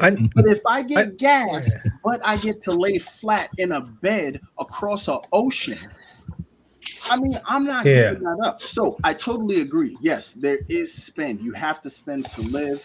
And I mean, the $5 is just a cursory tax anyway. But this is why it's so hard for me to understand why people don't understand the return on spend. If every dollar I put out gets me a fraction back that I have the power to expand or contract at my whim, I'm doing that all day. It just takes a little effort. But unfortunately, a lot of people take the path of least resistance. I mean, can you also expand on that one? Because I don't get that point. You have to spend to get the points. Well, you gotta spend money anyways to live. So like if you didn't spend the money, you get nothing. So I don't know. I don't get that. JP, it's a straw man that doesn't make sense to me. I got a perfect answer for that, man. Whoever this is, they say it's really not $5 if you count the spend it took to get the points. Well, the spend you get, let's say you didn't use a credit card, you only use a debit card that doesn't have any cash back. Two things you're guaranteed, and one of them you're not even guaranteed. You're gonna possibly get a receipt and you're gonna get a smile. And your electric bill, your water bill, your gas bill. I just named 3 things where I'm getting 5% on the US Cash Plus card, US Bank Cash Plus card. Then you got gas. Then you got groceries. You don't have to go to the restaurants, but you have to eat somewhere. So you're eating groceries or you're going to the restaurants. You spend it to get the points, but there are more than 9 people on this screen. There are more than 9 people right now that spend way more than I do on a monthly basis, and they haven't traveled outside of their county because they're not doing it the right way. We're just taking everyday spend for everyday necessities and converting those to points and miles. That's all we're doing. So yes, it really did cost $5 because if I pay my water bill, that's $45. I didn't pay $50 to go on this trip. I paid the $45 to keep my water on, and I still got points back to put towards this trip of $5. That's just my take on it. Man. Look, you know what, guys? The reality is this. Before I got into this 3 years ago, I used my debit card for everything. What the hell did I get for the debit card to use everything? Oh, God, I just caught myself. Thank God, a bad word was going to come out. Nothing. Bunking. Like, I was giving the banks the opportunity to take money out of my account, right? Because I gave them authorization and got nothing for it. I wondered over the last 20 years that I did that crap, how many trips did I miss out on? How many bonuses, benefits, upgrades, crap that I paid for because I used my debit card? It made no sense. When I learned how to do this, I saw former students of mine working at Starbucks, taking trips to Dubai. I said, how the hell did they take a trip to Dubai on Starbucks money? And then they're like, yo, B, I did this shit on points. I was like, oh, crap. And then until I got into this, I said, damn, it's doable. I thought they were talking crap, and they weren't. It was the honest to God truth. So I want to actually counter my own point on this one. I think the only cautionary tale I'd say about this in terms of like you gotta spend to get the points or cost points is that like if you can't earn enough points, you might overspend. So I think like that would be like the one minor cautionary tale for that, but on its own, it doesn't really make much sense to me. Hey JP, when you say you can't spend enough points, you're going to overspend. What do you? So I mean, think about it this way. Like most people would have to like get sign-up bonuses and whatnot to really, get the the higher things like the first class flights or stuff like that.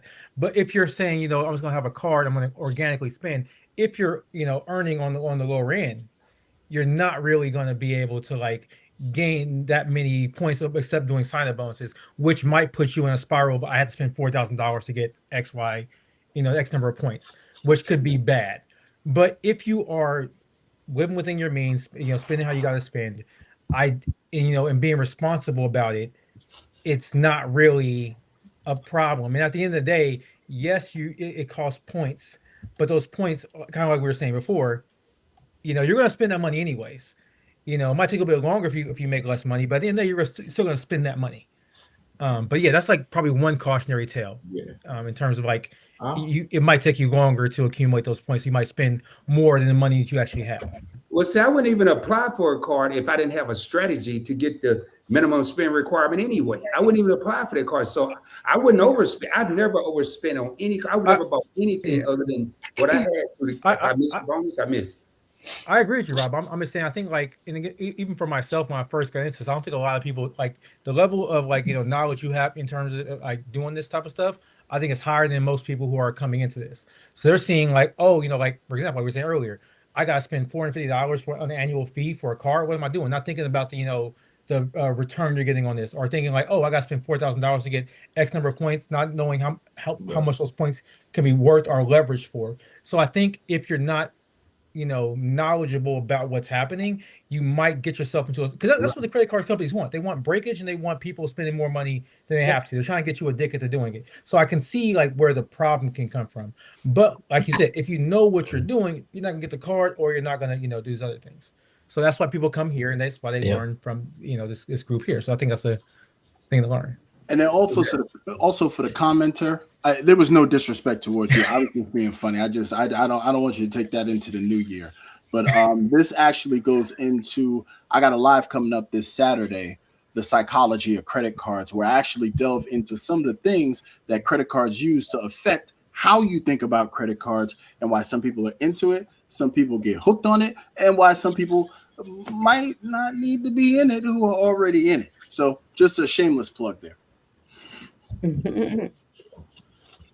Just hitting back on that. That's just one of those things that I've heard in the credit card community since I've been in here, and I just never understood the question.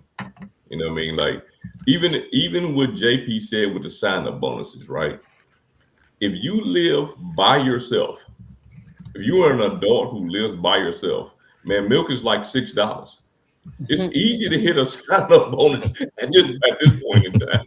Like, everything costs an exorbitant amount of money at this point, right? Yes, so if you have 3 months to spend $3,000. Now, if you're going out trying to overextend yourself, absolutely that could happen, right? Absolutely. If you're trying to hit a sign-up bonus for $10,000 in 6 months, 3 months, and you know you can't do it, then absolutely you're gonna overspend trying to hit it. Or you can just say forget it and scrap the sign-up bonus. But other than that, when you're just hitting, like for most of these normal cards, where you got to spend $3,000-$4,000, sometimes even less. Some of these cashback cards are $500 or $1,000 in 3 months. Some give you 6 months. Right, in 6 months. Yeah. And you think about realistically, right? Just thinking realistically, most people are going to get 1 cent per dollar, right? So that's essentially cash back, right? You're essentially getting cash back, right? So I don't know anybody who lives alone who can't spend $3,000 in 3 months, who's not going to spend $3,000 in 3 months just because of the cost of living. Yeah, that's a Costco trip. Seriously. You could hit a sign-up bonus, gonna get milk at Costco. That shit, I come out, I'm like, I got batteries, I got a grill, I got 50 pounds of steak that I'm not gonna eat. Like, that goes $1,000 right there, meant to spend. You start adding kids to the mix, it's a mess. And y'all know how many kids I got. It's like the Million Man March downstairs. We spend money all the time. Those are just the ones that we know about. Whoa. Chad said closed mouths don't get fed. I looked at the restaurant. I'm sorry, that was Rod. My bad, Chad. I meant Rod. But she got life insurance on me. I don't. Hey, you gotta tell him to deduct it, Chad. I go to McDonald's or wherever. I say I don't want no soda. I don't want no napkins, no ketchup. Subtract everything y'all kid. I just want the burger. You ain't even got to put no salt on that joint for all I care. You ain't even got to wrap it. Just throw it from the line. Throw it up in my car. I'm gonna catch it. Lisa's listening to Rod. Lisa's like, yo, what kind of date is Rod right now? Homie's going to get me a burger and I'm going to choke on it because he ain't even buying me a soda. What's up for nice restaurant, man? I do that when it's just Rod. I mean, I don't care, man. I go get some I'm over here muted. Rod is always saying that I'm on him. I said Rod would probably sleep through the date and miss the date altogether.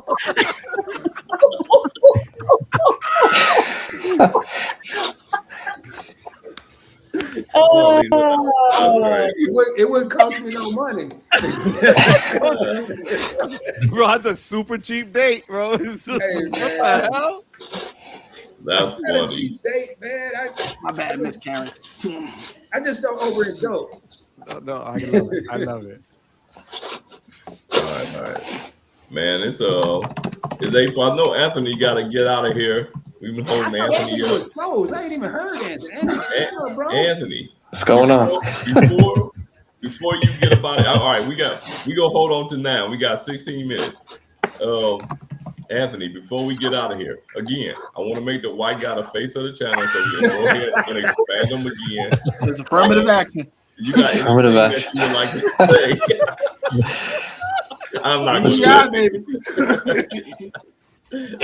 I'm not going to do that. You got anything you want to say before we get up out of here? Before you get up out of here? No, just thanks again from I guess it was a year ago you added me into the community. I think it's been about a year, man. About a year, so I appreciate it. A lot of fun as always, and get to meet everybody as well over time. Well, everybody I've talked to everybody here already, but Bella's new, so thank you. Nice to meet you. No, I think it's a great conversations, great discussions. I hope everybody has enjoyable times into the new year. It's a fun world, so just trying to do as much as possible, while we can. So nothing really crazy, but I just appreciate everybody on the screen, honestly. But now that you're leaving, is Calby the face of the channel tonight? Look, just the next minority. What? Look, I just want everybody to know, because you know how sensitive people are nowadays. Me and Anthony are friends. We talk every day. Well, we text pretty much every day. So I just don't want nobody in the chat be like, man, these guys tripping in here. But we are very close. So listen, if you start calling me cracker and stuff on screen, then we'll have let's get this crack up with it. Get him on the phone. They'll be like, what's going on? I'm not thinking about this. Anthony is my guy, man. I went to Anthony's. So yeah, man, go ahead and spend time with your family, man. Like I said, we go close out in about 15 minutes. I appreciate you being in here, brother. No, thank you guys. Appreciate you all. I love you, puppy. Love you guys. Peace out, Anthony. Take care. Bye bye. Oh man, that's great. Let me see if he go. No. No, but Sledge isn't lying. We talk every single day. Every day. Literally. And if he's on, we talk at midnight because I know he's driving to like another hotel somewhere. Right, Sledge? Every day. Every day, man. Every day. Like, every day. Like they're like for real. Like we talk like every day. Me, Chad's included. Key is out. Key out somewhere doing whatever she's doing. She's in there too. So yeah. But yeah, we talk pretty much every day. So and then we got our newest member. We got to put him on the spotlight. We got to. Yes, that's what I was waiting for. Yes. Hey, Kelby. Come on, Yo, man. You gotta drop a question that no one asked today.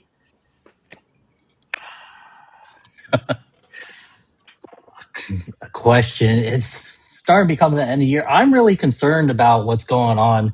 It's not, as investment heavy, but with this Bilt 2.0, like I've already applied for the Bilt 2 times now, the Ball Bank, and then that shut down, and then now Wells Fargo. What do you guys think? Like, do you think you're actually going to go for that, next Bilt card going for, 524? And, they make really good products. Now they're on Rakuten. Is it worth it? I guess I'll go first. Bilt 2.0. You know what? I think that I just don't like the way that is rolled out. You know what I'm saying?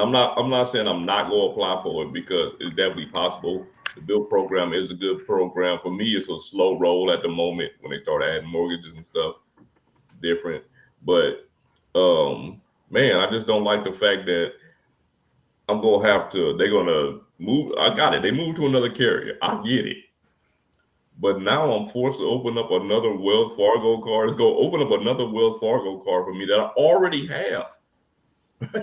Like I already have the Wells Fargo autograph card. And there's never a reason for anyone to have two of them, right? Like for anybody. So then I'm going to have to product change that card to another card that I wasn't ever thinking about getting. Right, and then I have to apply for the Bilt card again that I already had.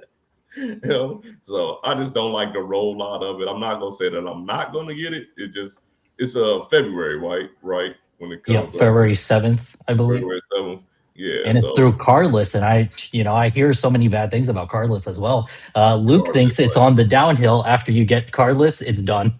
Right, and that's a whole nother thing.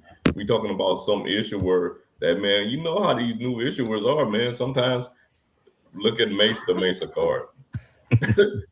They come and then they go. You know what I'm saying? Yep. I mean, card has been around for a while, but I don't know if they have any popular cards.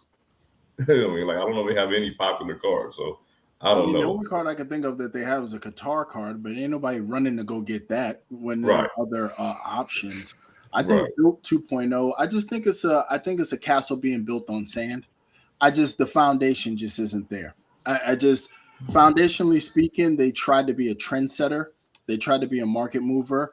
Right. But where they were trying to make it more attractive to the everyday purchaser, I think on the back end, corporately speaking, it's more expensive because if Wells Fargo's losing $10 million a week on them, it was something insane like that.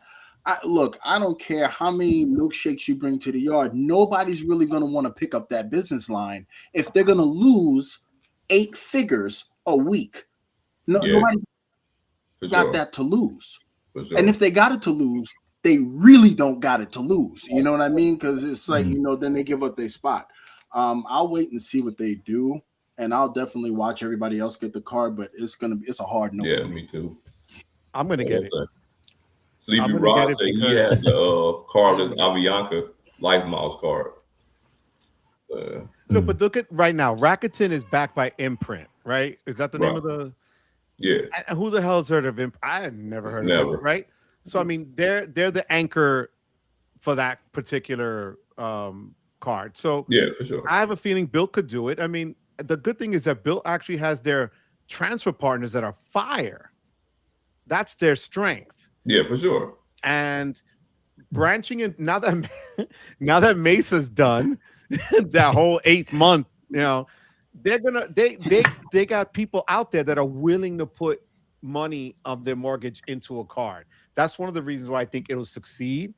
And they've been in the game a while already, so I mean, it's one that I want to apply for just because of the transfer partners. And now that they're hooked up with Rakuten, that's just a game changer. Yeah, the thing with Bilt is they've been in the game for a while, but they're not the issuer. They just keep moving. Right. No, I hear you. That's the thing. I mean, like, it's a reason that some of these issuers are happy and want to keep them. They want to get up off of them. So, but I mean, for the consumer, in the meantime, long as you always scared that this particular car is gonna go away and they're gonna take their points with them. Right. You know what I'm saying? Like, that's the thing. Yeah. So, man. for sure. Can I say one thing to Lisa? Lisa, I want to thank you because you always support. I swear to God, you come on our lives. You don't really do credit cards, but you're so damn supportive all the time. And you give a damn. And I want to thank you personally out here because you always do. And I thank you for that, sweetheart. Honestly, thank you. Well, thank you for saying that. And thank you for making me a part of the community. What else am I going to do? You guys rung me in. I'm going to support. I'm going to be there. I'm going to mod. I'm going to help out where I can. I love it. I see your little yellow hearts. I see your, I swear, I already know. She got her MO and it really means a lot. I'm not just saying that. And Bella, I'm so glad you're here because the one thing that, honestly, the guys right here on the screen, it's so difficult to get women involved in this space. It is just like, forget it, so damn hard that one of them, Jackie, I remember that Jackie Lavalier, that Sledge tried to get on. We've been trying to get people involved, and it's so hard. And I give you guys credit because it's not easy. And, you just level up the game and bring a whole other perspective that's needed. So thank you. Yeah, for sure. Thank you for that. So for me, I'm passionate about both sides of the house. I love investing, making money, thinking about future me and how I can help future me, but also the credit card game. It kind of speaks to the lifestyle, the luxury, the experience, right? So I definitely sit on both sides of the house for sure. In terms of the question about the Bilt credit card, I know my husband has his eye on it. I personally do not. I think for 2026, I'm less credit card. New credit cards really is what I'm looking for, unless it's something where I can earn crypto. I know American Express and the Coinbase. I'm not sure if that launched yet. So that I will have my eye on. Outside of that, I'm all about investing and making money and doing things that'll make my future life easier. So that's my focus for 2026. For sure. Sledge, you got the Coinbase. Didn't you get the Coinbase, Sledge? Yeah. You have the packaging next to you? Look, check this out, Bella. It's really cool. Let me see. Wait, hold on. What was that failed? That one. Because I lost sight of that totally, for sure. And it was in a beautiful box, I think. Yeah, it was in a nice box. It wasn't better than the AA Executive, but it was good. I gotta find it somewhere because I'm not carrying it on me yet. I got so many. I got too many cards. I don't know what this card is. I ain't gonna hold y'all up with it. I'll find it, but I do have it. I kind of want to speak on what Calby's question in terms of the Bilt card into 2.0. I haven't really looked too much into it. I've kind of been out of circulation looking into these things. But what I will say in terms of like anecdotally, there's a store card through B&H Photo called the Paybu card, and it went from one issuer to another. And I had to reapply to get the card again, but it had great in terms of like no taking away the taxes and whatnot. Like if the card has like great features in the now, I'm gonna get it. If it changes later, well, I'll worry about that later. But I think if it's good now, if it has the points now, if you can transfer the points now, take them out when you need to, I think I haven't looked at the card at all because I have no idea like what it looks like. But I would do it. Also, there's another one. I think Movie Pass, another thing. Like if there's things out there that were useful.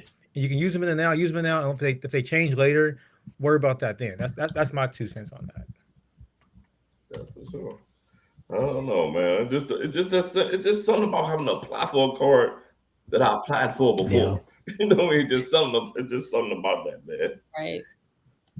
You know, that's so wild too, because I've had cards that changed issuers. There was my first ever credit card, the PlayStation credit card. It was through Capital One, and then they transferred over to Community Bank, and I didn't have to reapply for that. It just kind of moved over. You know what? The same thing. I have the GM MasterCard.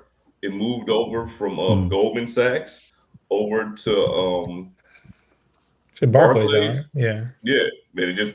I just moved with it.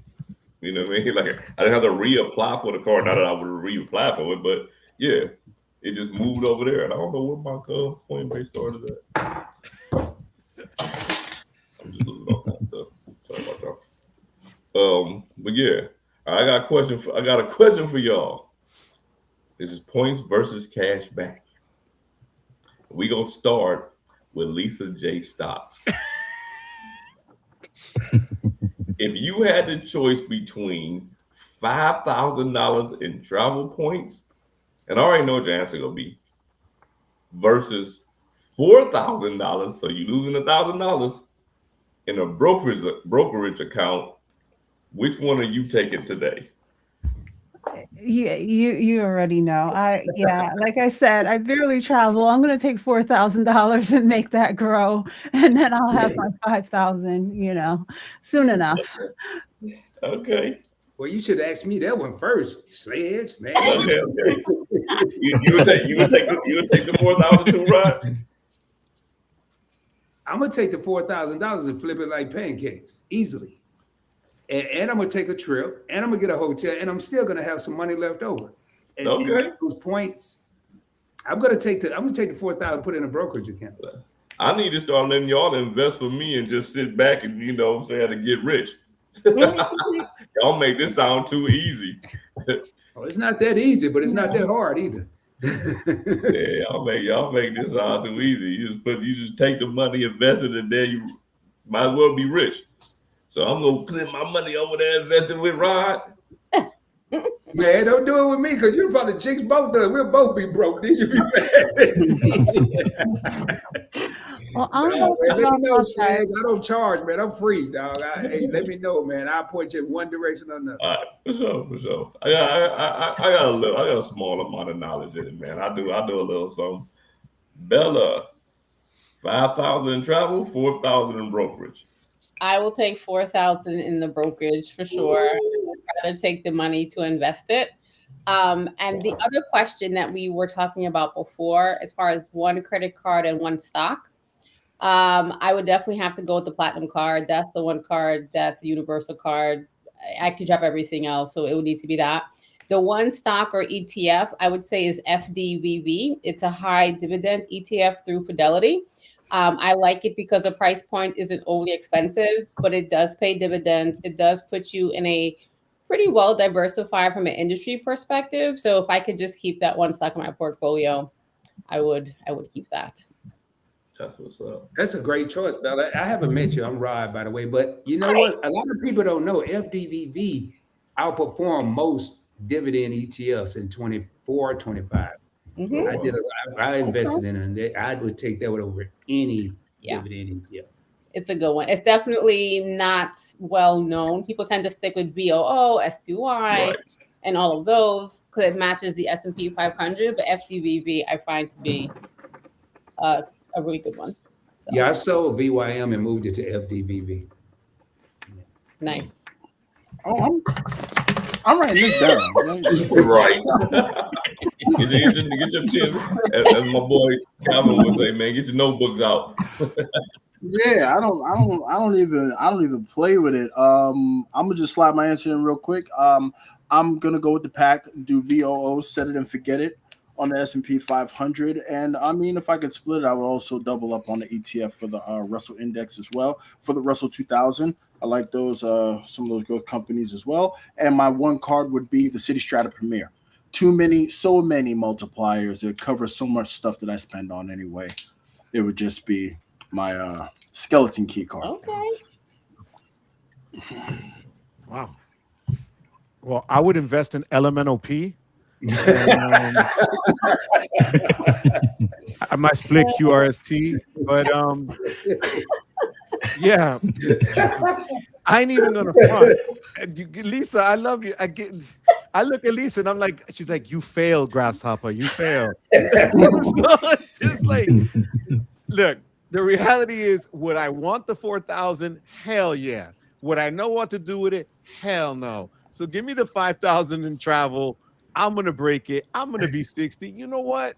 Whatever. I just gotta, the young ladies on the screen are half my age, so when they get double, we'll see if they still feel the same way. Let's just, so that's me. I'll take the 5Gs and travel, and go do stuff go race that Porsche that I've been dying to race it in the Nuremberg ring in Germany. That's what I want to do. Nice. JP. I was thinking about this a lot since you said the question. You didn't have any parameters. Oh, I was trying to think. You didn't have any parameters on it. So for me, I would take the 5,000 in points or in travel, because one, you didn't say what point system it was. So I would take it in the in the Charles Schwab Platinum card, 1.1 cents per point. Can move that over to a Charles Schwab brokerage account, get $5,500 from that. And take that, use it to pay off the annual fee on the card, still have more than 4,000. And if I want to use it for travel, I can still use it for travel. That'll be my pick for that one. In terms of card, and again, I'll go with the Platinum, because I think the Platinum, if you asked me a couple years ago, I wouldn't have said this, but I think the Platinum the refresh has been great. I love the card a lot. In terms of stock, I think Lisa brought this up earlier. I personally would go Google stock, mainly because they are the only one that I actually believe in terms of like is actually going to do good with AI. They have their own built-in, they're not going through NVIDIA. They have their own in-house, servers and not servers, drives and whatnot. And on top of that, like, even though everybody says AI is going to do AI, like, you still got to make money. And Google's able to use their AI systems to basically, hey, you want to find something, you want to buy something, you're going to go to a Google link, you're going to buy it, and that way they're still getting revenue. So there's many ways they can use that system. So I think they're going to, in my opinion, they're going to probably win in terms of the AI race. And I think that's going to basically raise their stock even more because it actually has utility. Yeah, I kind of agree with you on that, especially here in the U.S. as far as AI. I can definitely see Google winning the race. But you know what? Because Chad just got on the official SledgeInc team merch. Man, Chad I realized I was underdressed. Yeah, he got to be next. Nice. I like that, man. You already know. You know what I'm saying? Then you do the old school picture back to back. I just don't got a homie with me. You know what I mean? Y'all get your bucket hats. Hello. And if it got a bucket hat that fit this dome, you already know they official tissue. Get yours. Don't get caught lacking. You can pull that up. You know what I'm saying? You could cock it to the side, get your Donnell coat. Yeah, you look even sexier now, Chad. What the hell? You know what I'm saying? I didn't think it was possible, but Chad just leveled up even more. You do what you can. You could cock it to the side. Damn. Hey, Sledge, you need to have Chad on more often to sell that hat for you, man. What the hell? He got me ready to buy one. Chad is a hat model now. I ain't know I could make that a fedora. Yo, the minute you put the bucket out, I had to get it. I had to get on. Just for you, I'm gonna mess up my hair. Oh, we talking about right. You see that? Just the official SledgeInc team merch. Listen, when I say that we support each other, man, I'm not kidding with you. Like, I'm not kidding you. Hey, JP, I'm gonna do something at 26, JP. I agree with you with Google. I agree. And I almost said Google for my favorite stock. I'm gonna pick a different AI stock that's gonna blow everybody's mind. It's a sleeping giant right now. It's been going on. And that's Larry Ellison in Oracle. He gonna take it by storm. Mark my word. Mark my word. Oracle. Oh. That's my pick, Oracle. What you For mean? AI now. I ain't talking about for everything. What's that? You see that? What you mean, bro? I gotta bring it back up front. I gotta bring it back to y'all. I'm sorry, y'all. I'm sorry for everybody else in the screen, man. Y'all gotta do your research. snap. Make sure you do your research, man. The Damn. champion evidently doing his research, right? Don't have me go upstairs and get my red shirt. All right. Yeah, Chad been doing his research, y'all. Hey, Sledge, they got me feeling bad. I ain't even got a Sledge napkin, man. I got to go to the site and order something, man. Hey, look, they've been doing their research on the SledgeInc Preparation's in the preparation, babe. Hey, I got a roll, Hey, man. look, I just this was the very first shirt that I ever sold. Chad bought it. The separation is in the preparation. Salute. And everybody on this screen, man, y'all gotta feel that. Like everybody in the screen, because if y'all don't prepare, if you don't prepare, you know what I'm saying? This is why y'all so good at what y'all do. You know, like it is. It's just why y'all is so good at what y'all do, man. Because the preparation is in a separation. Like you separated yourself away from everybody else because of the way that you prepare for this thing. You know what I'm saying? Because of the way you prepare for life and everything, man. And that's where I got that slogan from, for sure. Hey, Sledge, I got a balance, man. I just came on. I had to show some love to the community. Yeah, for sure, man. Yeah. I'm still in holiday mode, but y'all have a happy new year if I don't rap with Happy y'all. New Year, Rod. Yo, Rod, behave yourself, Rod. I'm about to We go haven't behave seen you myself for a right minute, now. Rod. Word Word on the street, Rod, was you were doing bad things, Rod. I was what? You were doing bad things, Rod. I'm just saying. So I don't know what you talking about, man. Rod, don't give me that look, Rod. Hey, I've been laying low. I'm in the bottom bunk of the bunk bed. I don't want to know why you on the bottom bunk, bro. That's I'm serious, man. Hey, much love to y'all, man. Happy love New you, Year, man. puppy. Be good. Happy New Year, bro. Hey, Joe, I'm gonna get you back, man. I'm getting you back, Joe. Don't forget to get a bucket hat. Oh no, I gotta get that baseball cap. My head too small. Yo, he just threw him off.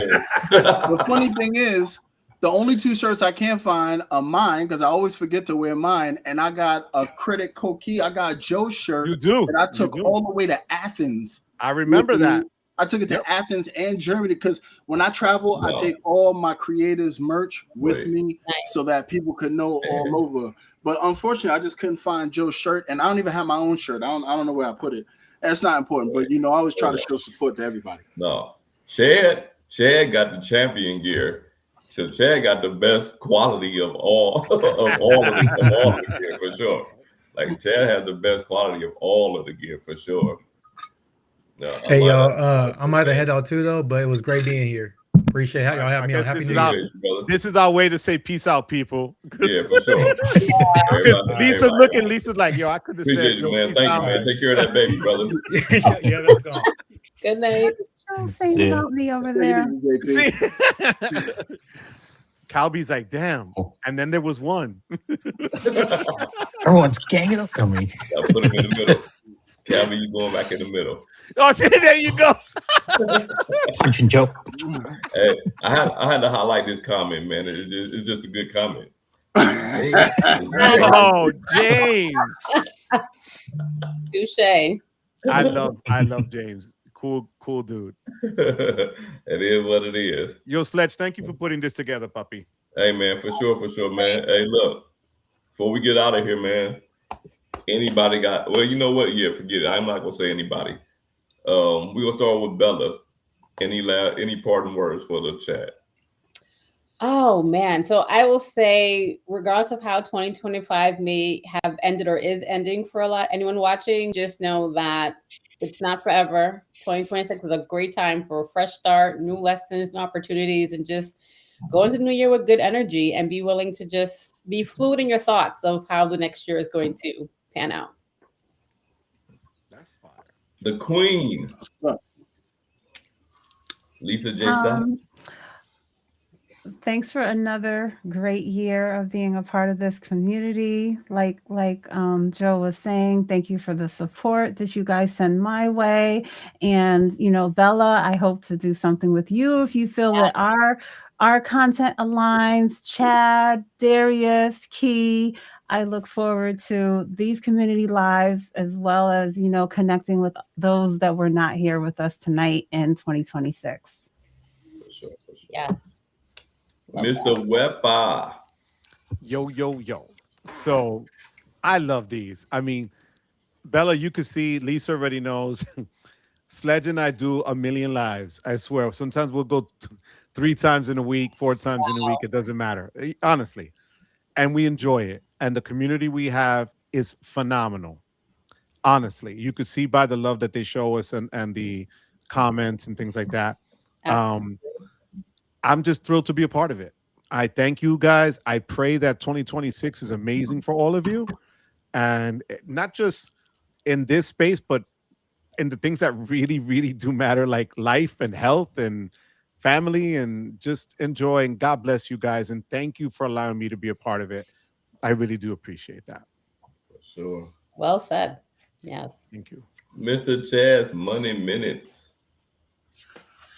Well, as I always like to say, first of all, thank you. I approach all of these with gratitude. The people who are in this chat, the people who are on the screen, you guys are spending the most important commodity that you have, and that's your time. There's nothing you can change, switch, or do to get it back. So I am always infinitely grateful and appreciative of the interaction. I love the people who agree, who disagree, who have all of their different opinions.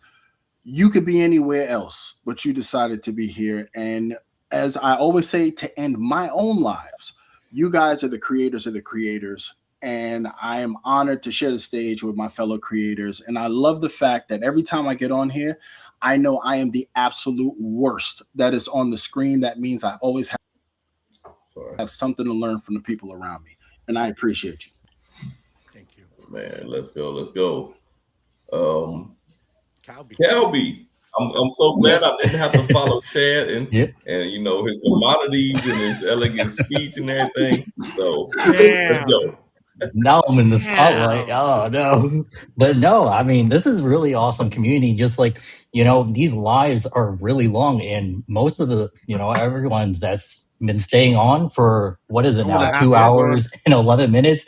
Yeah, it's kind of crazy. And just like giving us so much knowledge and just always being there and spending the effort to comment. I remember before, you know, I did YouTube. I used to not really comment on lives. I was just kind of like in the background, but it takes a lot, you know, to put your comment out there and like have it judged by the public, have it judged by, you know, even us sometimes. And just the interaction, it's just amazing. It's awesome. And I can't wait to see you all in the next year. Definitely. Man, I guess it's on me. I just want to say thank you to everybody that joined. Thank you to everybody that, as Chad say, man, you use one of the most valuable commodities that you have, which was your time, and you stayed here with us no matter how long you've been here. You took the time to come here and view us, comment, not comment, just, you know what I'm saying, taking the information, and we always appreciate that. And everybody on the screen, I'll look forward to doing content with you guys. 2026, I look forward to doing content with all of y'all and the people that didn't make it, the people that came in earlier. I look forward to doing content with you guys. I want you guys to have a great and prosperous New Year's, because this is going to be my last time being live for this year, 2025. And as I always say, man, whether you've been here for 5 minutes, 15, 30 minutes of the whole time, we appreciate you being here, but we out. No, before you go, Lisa gave me a wepa on the chat. Oh, wait a minute, hold on. A muted chat, like a wepa. This was like a wepa with love here. I'm like, look at her. That's why she's blushing. She knows I'm laughing because I'm looking at her on the screen. Wait. Wait. You know what? Let me rewind a little bit, right? Because Bella don't know why we call you Mr. Wepa, of course, right? She don't know. Not, unfortunately. Right. So before we go, Joe. Yes. You gotta do it for us, man. Lisa done muted her. You know what? Lower your mics. Lower your mics. All right. I might want to lower Bella, your mic. Since you never witnessed this, you might want to lower the volume. Bella, because you're new to this one, but Wepa for Puerto Ricans is like celebratory. It's like next level cheering, right? Okay. So I have Wepa on everything. That I have a Wepa credit card. That's legit. Right. So wow. Yeah. So, you know, this has become my, I don't know, Signature. like signature thing. It's a signature, right? It's my signature thing. See, look, I'm gonna show you the. So I ended lives with all these guys with Wepa for how long? We've been doing it for a while. man. At least Right? 2 years. Look, it's a Wepa credit card, legit. Get out of here. Look at that. So when we went to Puerto Rico, and here, even in my carrot card, it's Wepa. When we went to Puerto Rico, that's where Wepa is really big in Puerto Rico. Yeah. So that's like celebrating the person, celebrating the thing. So Bella, for you, my love, welcome to the crew. 1, 2, 3.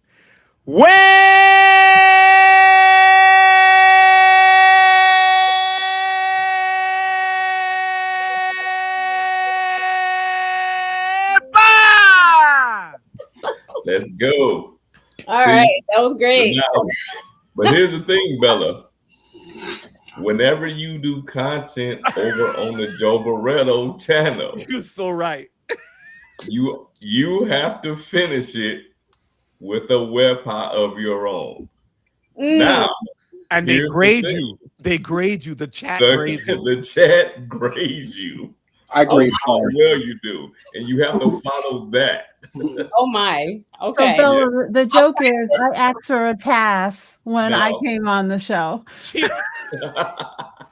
Now, I want to tell you, on the Joe Barreto channel, there's going to be 130, 150 people in the chat. So He's not lying. It's ridiculous. So yeah, but it's always a good time. Well, who was the worst that did it? Let's give her the guy Okay. with the biggest channel, Calvin. Right. Calvin. Yeah, Calvin, we have 850 club credit. Not that Yeah. Calvin. Calvin we got a have 0.65 Yeah, out of 10. But he redeemed himself, though. He redeemed himself, though. 100,000 He did, subs. but He is the worst. they he burned redeemed him. himself, though. He redeemed himself. They He had a burned better him though. That was the worst Yeah, ever. that was the worst. Yeah, that was the worst. But Lisa asked for the first pass. Lisa actually got the first pass ever. And then the chat was brutal to me. They were like, "Oh, you just let her go because she's so sweet. Oh, you just let her go because she's so." And I got burned for it. And then Tasha also got away with it, I think, right? Wolf was trash. You let him get away. See, 9.7. No more. That was a solid one. You know, they'll grade us. I'm telling you. Wow. You got 9.7. I only get 10s when my vein right here pops. I swear to God, it gets beat red and it pops out. That's what I get. Oh wait, no, I've done well many times. Actually, I think I got the record for the best. I think mine was like an 11 out of 10. And we've never heard Calvin do it. Oh wow. I was on with Calvin did it. CJ, Anthony, and Joe. Oh right. Yeah, but it's been a while. It's definitely, I haven't, been on and off. So, Yeah. I need Calby, to would do you it like again. to do one? Calby, would you like to end 2025 with one? I'm gonna be honest, Joe. I'm gonna have to, get a pass as well. I'm in a hotel right Yeah, now. okay, right. Yeah. I don't want to get kicked out of here. What time is it? Understood. Yo, I blew the doors off a Joe wow. hotel. Look at this, Joe. It was one of your best. Yo, Chad, we did right. Was with Richie. Yo. It was 3 guys in a hotel room screaming "Wepa." Let's just say, Y'all didn't get kicked out. You lucky. Bella. I'm My not God. kidding, Bella. It was a lot. I bet. Oh my goodness. When these guys went to Puerto Rico, there was a band playing, and Joe was like, "All right, let's get everybody to do it." And the band stopped playing because of them. That was so great. We were in T-Mobile District, and they stopped, and we were all there doing it there. Yeah. It was amazing, amazing. Did you get it on camera? I hope. Oh yeah, no, yeah. Yeah. We have it on camera. We have it on video. Like, Nice. yeah. So, Okay. no. So when you come on the channel, you're always welcome. Always on a Tuesday night at 7 p.m. Eastern. Okay. So, I'll practice in the meantime. see, that's the spirit right there. I'm feeling that spirit there. You heard that, you heard that, Lisa? You heard that, Lisa? It's the New Yorker in her. It's the New Yorker. She's got that, right? I could tell. Hey, look. Lisa just put Bella's channel in the thank you in the chat. So before we leave, guys, and Lisa, put your channel in the chat too. Before we leave, guys, make sure you subscribe to these ladies. Make sure y'all subscribe to these ladies before we get up out of here. Because man, they really deserve it, man. Like, yeah, they do. They really deserve it. Lisa will do. She gonna do. Bella's gonna do a Wi-Fi. Vincent. No, but he said it in sign language. Vincent said it in sign language. I like how he thinks. I love Vincent. Vincent is hilarious. Vincent is hilarious. Vincent is hilarious. Listen, you'll see that. But here we go. Don't forget to join Chad tomorrow for another episode. Yeah, but at what time, Chad? At what time is it going to be? Yeah, Chad, you gotta let us know, man. Yeah, Chad comes on like at 3:56. You put the time up. Okay. Just random ass time. No. I actually announced this one since the beginning of the week. Time. Yeah, Bella, I never announce my lives. I go live in real time. I happen as life happens. So I don't really shoot for like high numbers. I just want to give you the information Chad, to get out. But if I announce it before, Chad, we want to know. It's gonna be. Listen, we want to know. What's up? Man, okay. All right. I'm gonna get better. For 2026, I'm gonna get better at announcing my lives. We want to know for sure. Nice. All right, Karen, subscribe to both ladies. Let's go. Let's go. Yeah. Look, there's no about you, Chad. At 4:37 a.m. That's when you're doing it. They already know you, Chad. They know you. Chad just wake up and do a live. He's like, I got 10 minutes. This will be a 10-minute live. I'm like, this dude's tripping. Oh, that's funny. But y'all, man, I'm serious though. Like, appreciate everybody coming out. Appreciate all the subscribers. Appreciate all the panelists, all the creators, man. Thank you. I hope you had a great Christmas and a great New Year's, man. Appreciate y'all. Love you guys. Good night, guys. Take care. Peace out. Manuel, hello in Mexico.